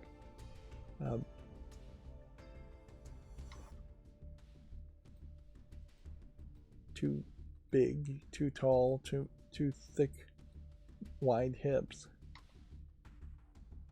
Marine School Simulator. Yeah, this doesn't look polished well enough either. Nor does that. Increasingly, I am noticing, though, that either I curated the absolute garbage out, which maybe I did for this list, or we are seeing less and less just easily dismissed garbage games in favor of still having a lot of games that are more iffy. While that will make my job more difficult as far as making YouTube shorts, it is absolutely the direction we would like to see the gaming industry go overall. I kind of like this pencil sketch art, but almost certainly this would be better as a comic than as what they're calling a visual novel. There's just no, it doesn't have any real need to be in a video game form. Yep. And here we have a complete ripoff of the game Platform 13, which, yeah, I don't feel like there's really a good reason to promote something that's just completely ripping off the idea of Stage 8 or Platform 8, whatever the actual game is called. Even that concept of the original version of that game, Exit 8, here, which is very positively reviewed. Even this concept is fairly weird, and having seen the Game Grumps play it, it's just not really something I would want to bother with. So I'm taking both of those games out of consideration. That one's iffy. Museum Mystery is an interesting twist on a card game. Different types of enemies. More unique art, it looks like. Instead of just pre-rendered, pre-purchased arts. This is apparently a hidden object game, even though it looks very fancy, so I'm going to say no to it. Baskerville is some kind of visual novel. It doesn't look good enough. What they're saying is a comic book, but really seems to me like it's just a not quite good enough visual novel again.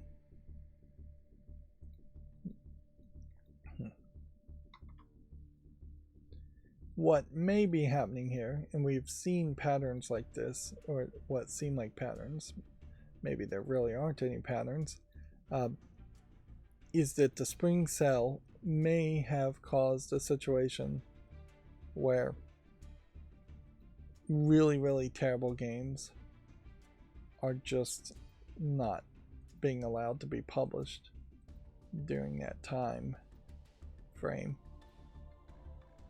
Or really, really terrible games don't want themselves to be published during the spring sale because that's too much competition. I think we can say no to a Survivors game clone. There is this intolerance you almost have to develop against games when they become popular, like Vampire Survivors. As far as clones go, because there is just a need to not fall into the temptation of clones coming out and promoting clones in favor of waiting until somebody finding a clone that actually is better than the original. And yeah, that's probably a little unfair curation, but if you don't develop that level of curation, you're going to just end up making a ton of YouTube shorts, or I am going to make a ton of YouTube shorts around Survivors clones that nobody cares about.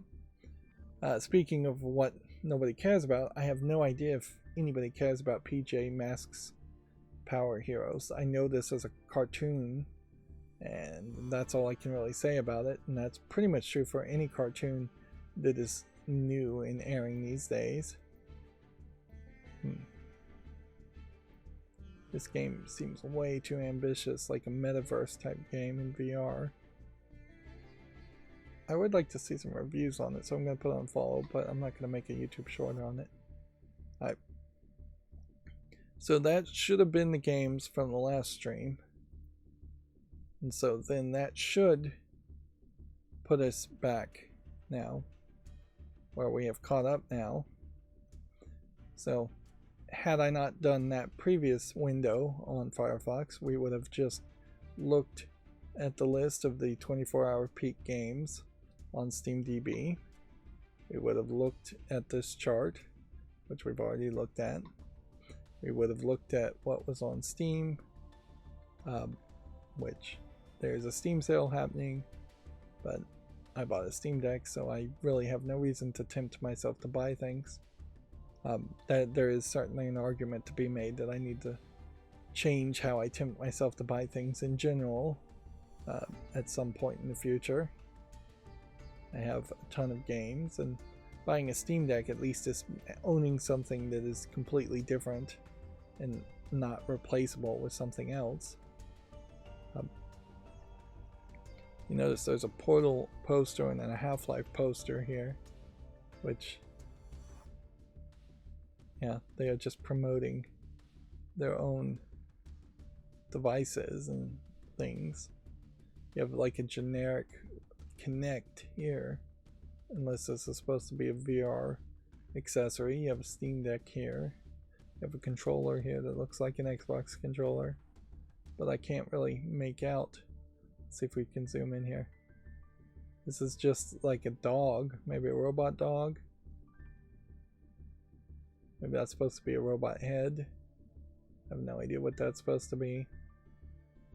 And then you have like game generic images. Maybe some Easter eggs. There's a lot of green Xbox and blue PlayStation lids here.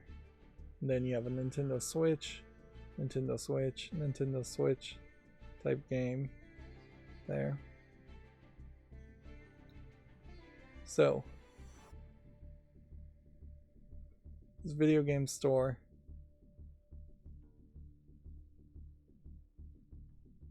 seems to be promoting a lot of non-PC elements, which at a certain level, I guess that's probably realistic, but it also probably highlights that Steam would love to be able to be on the PlayStation and the Xbox and Switch. It would be amazing if they could do that,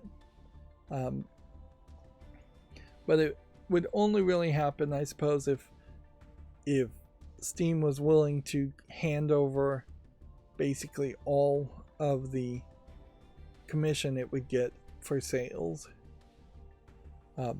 to Xbox for the Steam games to be playable on Xbox, or to PlayStation for all the games to be playable on PlayStation. And I don't think there's a deal to be negotiated there, although maybe in the future the platforms will get desperate enough to actually be willing to share revenue just to keep players happy and keep them playing. So now we'll go through the news, which should be newer news and headlines, and then we should be done for today. Fairly early. Maybe we can get this under 2 hours, which if I could get every stream to be under 2 hours, that would be great. Just 1 hour of Yu-Gi-Oh, 1 hour of news. Almost certainly never going to happen consistently. PS5 Pro's specs have been leaked with improved GPU and upscaling. The updated console will reportedly launch at the end of 2024. One would assume before Christmas if it's going to do that. High CPU frequency mode increases the CPU by 10% to 3.85 gigahertz, but reduces GPU performance by 1% as a result. The GPU itself is powered by 33.5 teraflops versus the PS5's 10.28 teraflops. I don't feel like the teraflop metric ever really means much. It's far too subjective, and it's just down to what you can see. Apparently changes in AMD's architecture means it's difficult to directly compare teraflops between a PS5 and a PS5 Pro, and then in reality the comparison is more like 10.8 versus around 17 teraflops. Rendering is maybe 45 times faster.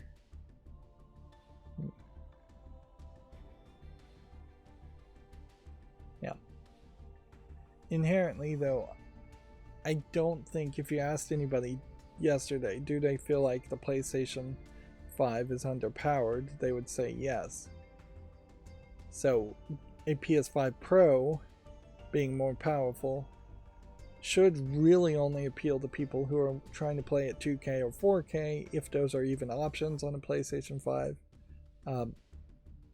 and have a 2K 4K. It is definitely a premium on top of premium product, and it may very well just be setting up yet another metric in which game developers may try to target the PS5 Pro and just make a worse experience for PS4 owners or original PS5 owners. And it is feature creeping almost certainly to make whatever the next Xbox and PlayStation consoles require even more money and more hardware power that may very well not be necessary for the vast majority of your audience. Like, And there's no way that you can ever make a PlayStation 5 weak or a PlayStation 5 amateur, something that would be a light version of it. You can make a discless version of a PS5, but I don't think PlayStation is ever going to really do what the Xbox has done with the Series S, where it is discless and weaker. For Microsoft, that has not really worked well, because it's just yet another console to target that runs poorly. Apex Legends Esports Final postponed after hackers reportedly gave pro players cheats mid-game. Indie hit Balatro clears 1 million copies. Tales series character designer Mutsumi Inomata has died at age 63. Animal Well, the first game published by YouTuber Donkey's Big Mode, has a release date. SNK fully reveals Fatal Fury City of the Wolves with a 2025 release confirmed. Steam sets another concurrent user record at 36.29 million. This record was beat the previous set just a week earlier. This is almost certainly in part because of the spring sale, but it also, I think, just shows that the amount of gamers is increasing more and more. PC gamers and Steam gamers in particular, which that makes sense. I think people are getting into gaming more and getting more bored with other forms of entertainment. A year late after the launch, the PlayStation has reportedly paused PlayStation VR 2 production due to slow sales. That's very believable. Gotham Knights developer is helping on the Wonder Woman game. Modder claims that Star Wars Battlefront Classic Collection used their work without permission. Let's see. Well, I wouldn't be surprised if that is also the case. Do we know what the actual modder did?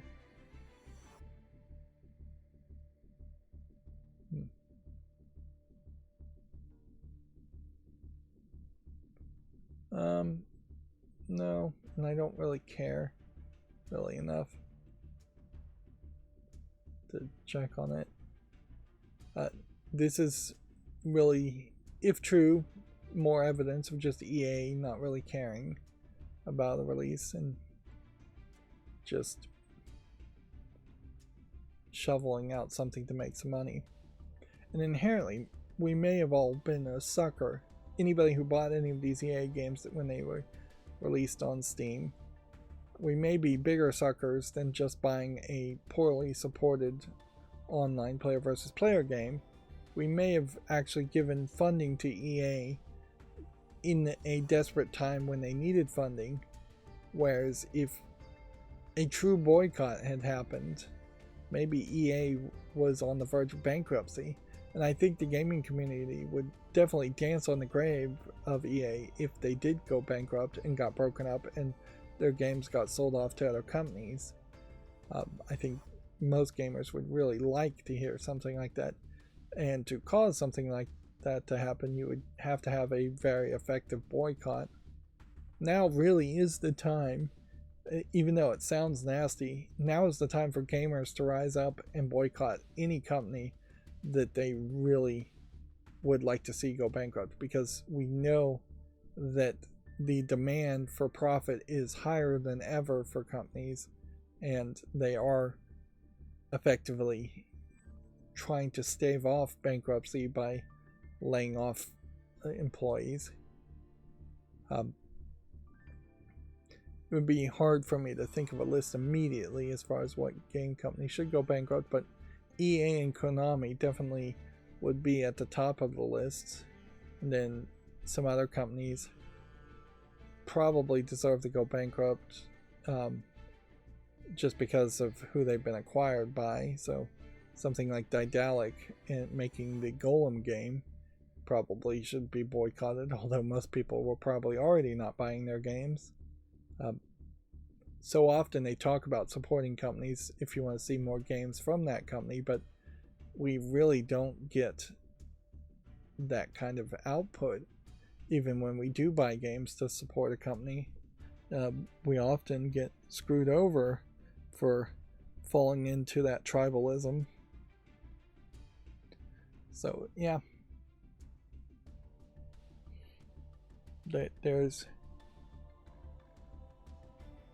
definitely some thoughts there, and we've seen somewhat of some success there also, in that people were unhappy with Activision Blizzard, and because people were unhappy with it, Microsoft acquired them. People were unhappy with Randy Pitchford being solely in charge of Gearbox, and Embracer bought them out, even though Randy Pitchford still seems like he's pretty much in charge of Gearbox.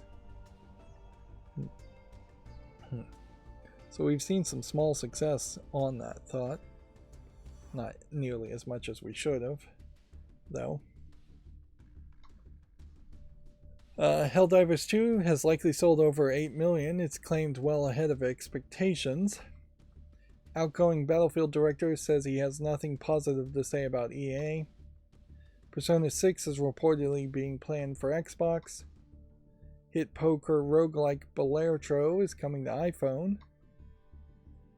Following delays, Hyper Light Breaker, it has a new launch window. Ninja Theory confirms Hellblade 2 photo mode with new screenshots. Palworld's first raid and new PAL are coming soon. Epic boss Tim Sweeney calls Valve execs a-holes over Steam's platform fees. Steam's Spring Sale is now live, featuring thousands of discounts. Pocket Pair is in talks to bring Palworld to new platforms. So, yeah. That is a lot of... Not really a lot of stories happening over the weekend. I see we have Zaza on the chat going, "What is this, bruh?" This is the news section of the Video Game Master Duel and Video Games News, as we're going over the headlines and catching up, because I wasn't able to cover the news in my last stream. So I'm reading the headlines out loud to potentially make YouTube clips around them from my news sources. We only have GameDeveloper.com articles, headlines to read, and if there is a headline that I feel needs more commentary on it, I will throw out that commentary. Moving on. Balertro sales top 1 million. This is from GameDeveloper.com. Fruit Mountain for PC is now available. I heard of a game where the fruits fall down and then they magically merge into bigger fruits. I wonder if that's what this game is. Or if you are just stacking fruits. Let's see if we can figure that out. The idea of just stacking fruit seems weird.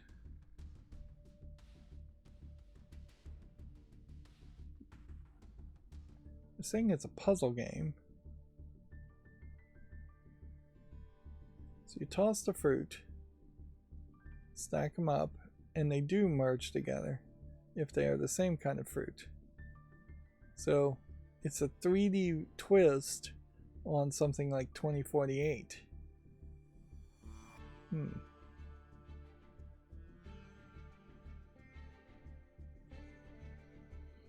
It's interesting how you can throw in a 3D anime girl and give a game like this a lot more personality, and where games almost always need some kind of human element to it to be relatable, when the actual game here would just be tossing fruit in a bowl, but that wouldn't really be as appeasing, I think. So this game is also coming to PlayStation and Switch.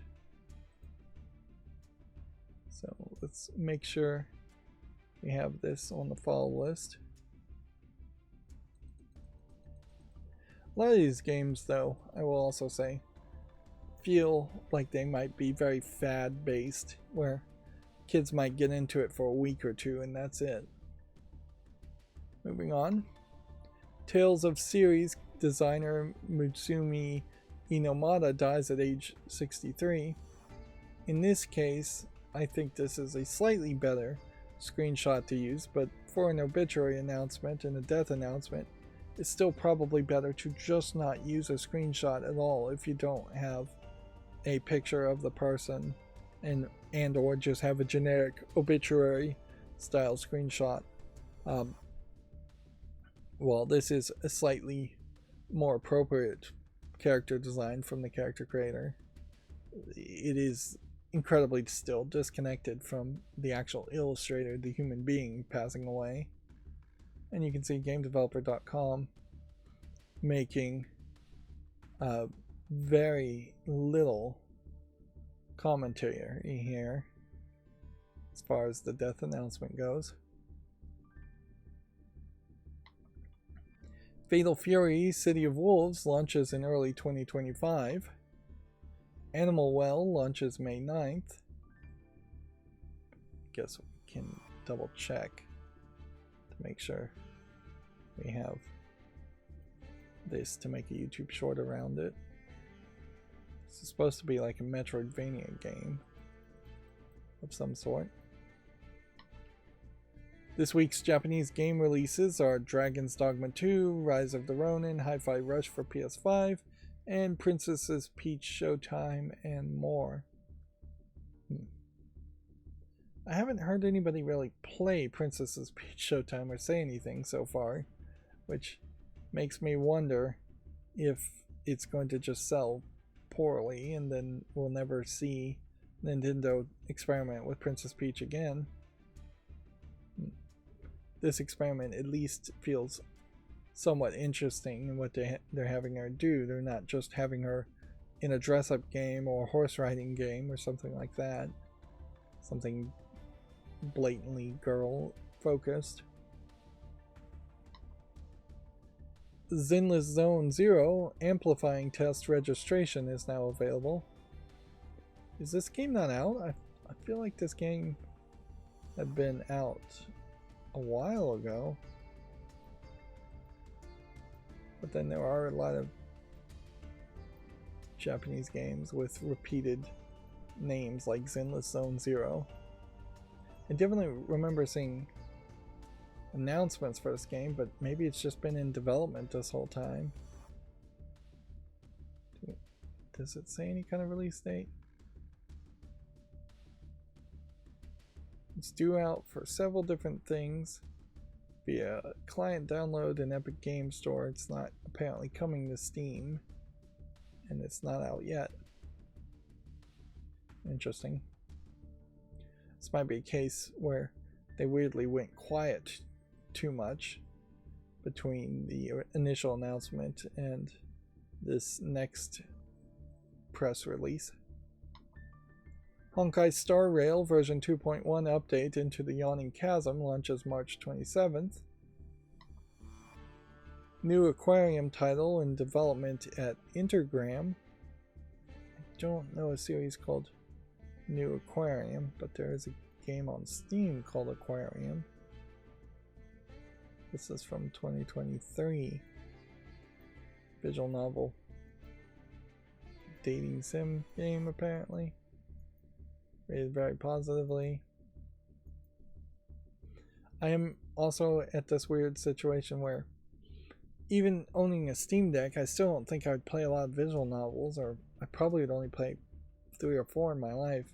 And yet, as far as reviews go and what I should have on my wish list, visual novels that are 100% positive in the last 30 days or 98% positive in total definitely feel like they deserve to be on the wish list, in part because the wish list is a suggestion of games for people to buy for me if they want to see me cover them.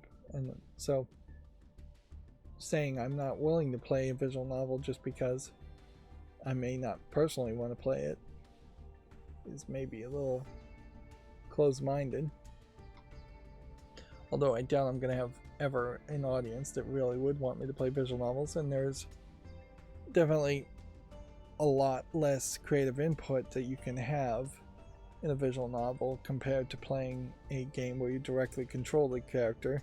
You have to be much more of a critic and talk over a lot more when covering a visual novel, in my opinion, to make it fair use.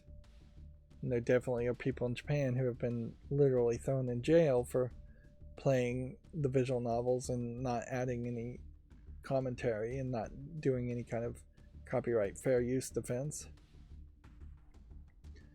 Moving on, the romance visual novel Hakenden is coming to Switch this fall in Japan. So it seems like we're probably going to have several visual novel announcements from Komatsu. Phantom Spark launches this summer for the PS4 and 5, the Xbox Series and Switch and PC. Into the Dead, Our Darkest Days gameplay trailer and screenshots are available. What kind of game is this? Kind of a side-scrolling climber and shooter. Is this a sequel to another game?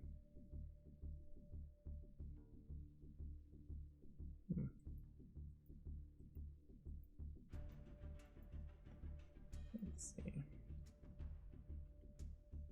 Is there another game called Into the Day? You'd think if this was a prequel or sequel, they would link to it, so I'm assuming that there isn't. Oh, and I guess this is a good point to point out that, yeah, the Shamrocks in St. Patrick's Day happened. Not too many games really celebrate St. Patrick's Day since it is only one day. And there really isn't too much you can do around St. Patrick's Day.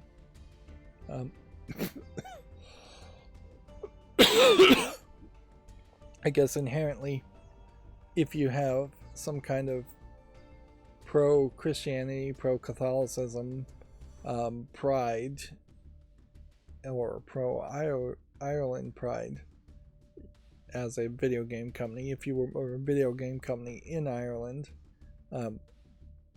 then maybe you would want to have a special event or a special sale, but it would conflict with the spring Steam sale quite a bit. Otherwise, it just doesn't seem like it's something worth doing.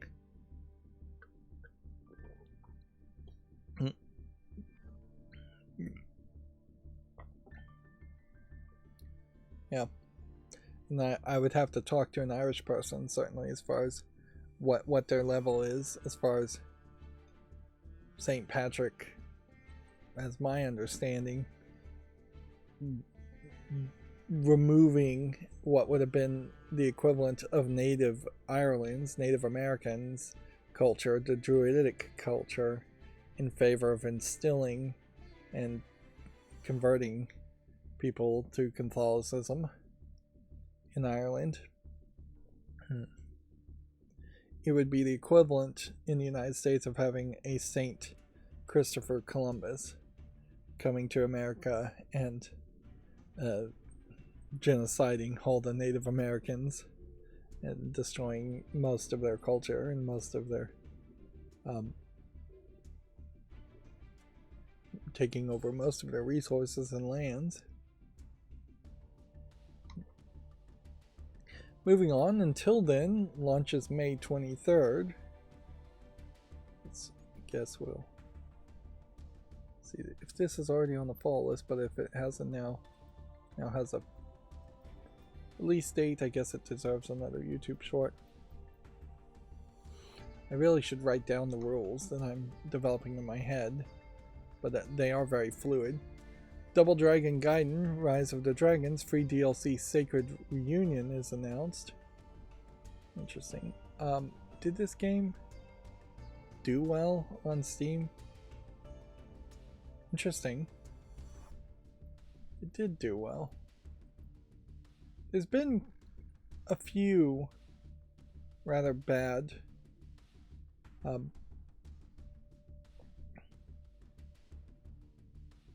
fighting games that have been brought back, and they haven't been received particularly well. I would say the art in this fighting game is definitely going more pixely, but because of that, you're getting more screen real estate, which means that you can have more enemies on the screen, which is probably better. So that there is an argument for that. Although River City Girls, I think, does a pretty great job of having good art and still having enough screen real estate.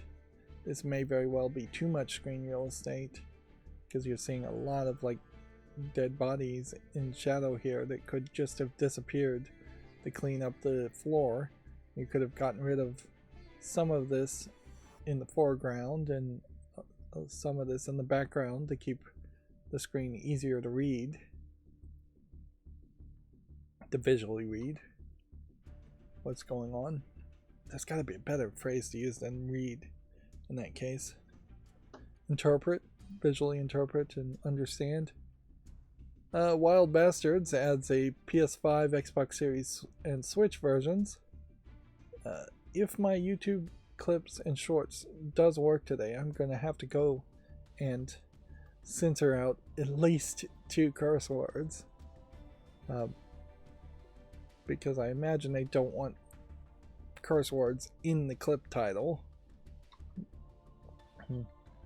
Oh, there was a Linus Tech Tips video where he's showing off using 3 cinema projectors to project on over 2,000 inches diagonally on a wall while playing gaming on it. And yeah, that's interesting. It's amazing how bright they could get the whites and the colors with the cinema projectors.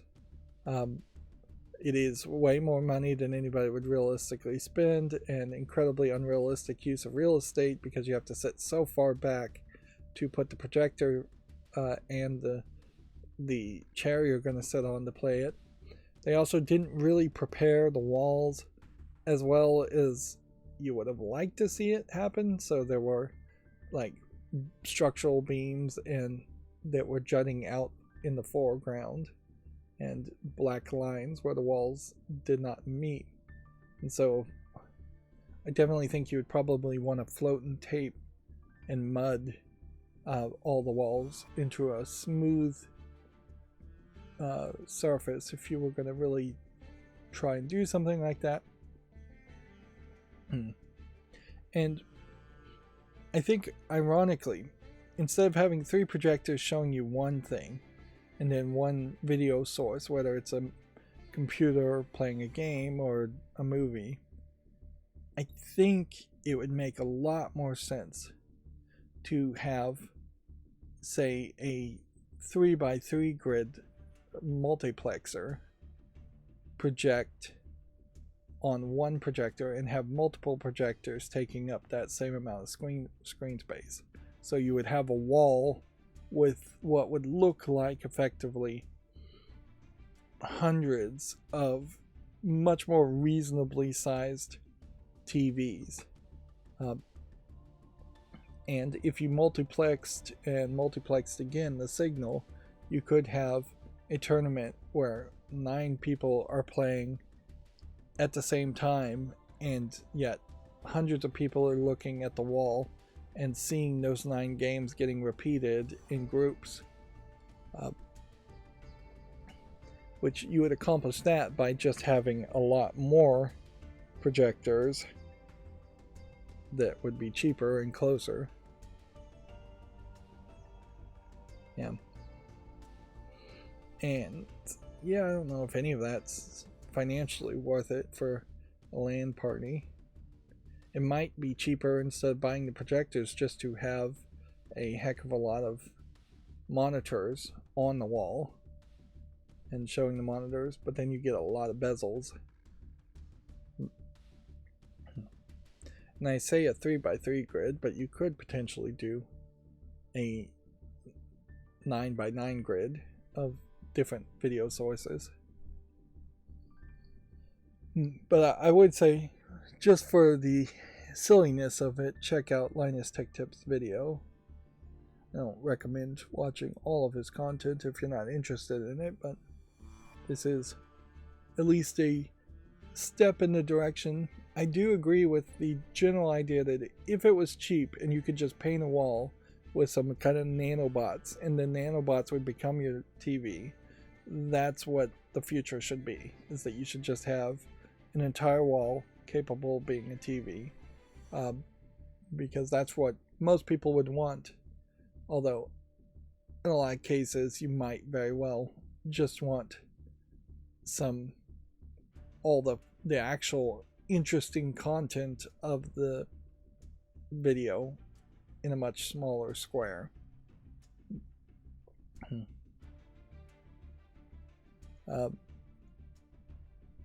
Moving on, let's hurry up and try and finish here.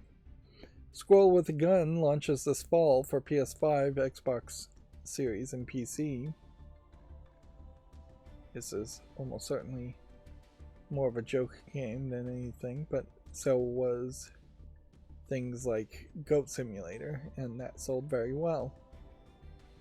They don't have a Steam link though. Phantom Fury for PC launches April 23rd.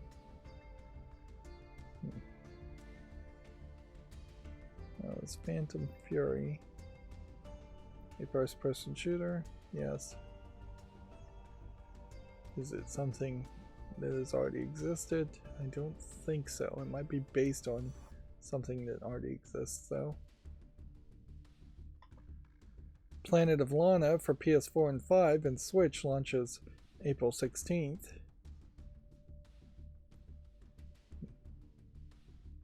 Yeah, Planet of Lana already on my wish list in 2023. If I see a game that was originally released in 2023, I'm still generally assuming that it didn't come out as a YouTube short, or it came out so long ago that it's worthwhile to make a new YouTube short. So I'm going to continue to do that when games get released on new consoles. Side-scrolling hack-and-slash adventure game Sakura Blue launches in 2024 for Switch and PC.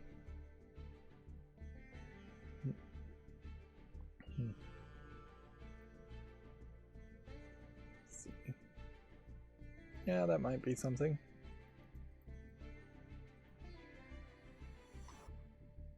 Snack and slash RPG Hangry has been announced for PC. That's an interesting twist. You have like strawberry monsters here.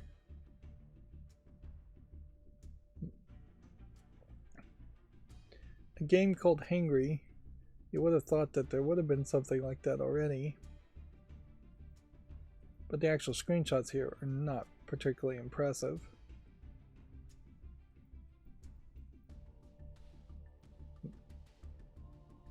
Probably worth also pointing out that hangry is kind of just an excuse. It's not a real diagnosis. It's not a real disorder. Somebody who is missing a foot should not be treated in the same way as somebody who is quote-unquote hangry. One is a decision to be hungry and angry and having emotions and outwardly express those emotions instead of controlling them, where missing a foot is an actual physical disability.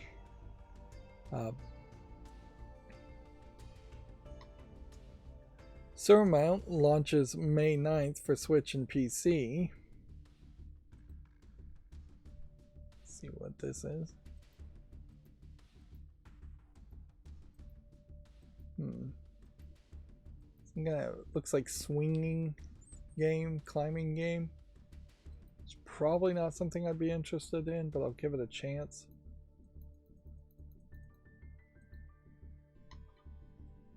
Duet Night Abyss PC technical registration is now available. We already talked about this. Very weird still that the screenshot here for Gamatsu has all these moe anime girls, and then the actual game screenshots when you go here has what looks like the same characters, but depicted much closer to a near automata style of anime characters.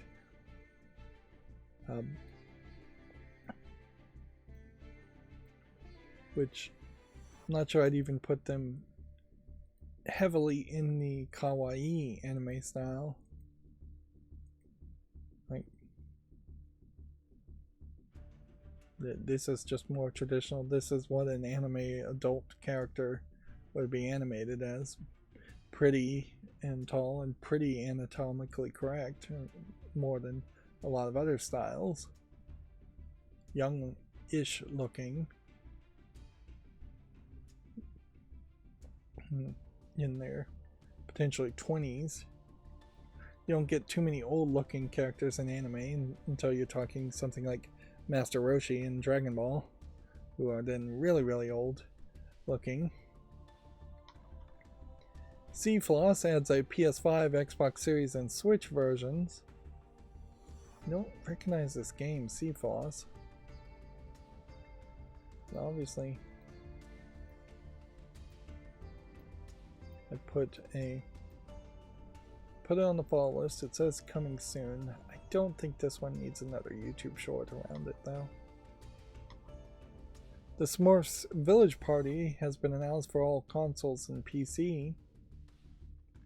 I'm still not sure if Smurfs games are really succeeding and as becoming relevant, because I'm not sure Smurfs are relevant.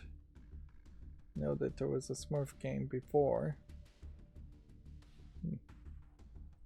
that was released, and don't know how well that was received. Mage's founding member Masaki Sakurai is going to depart.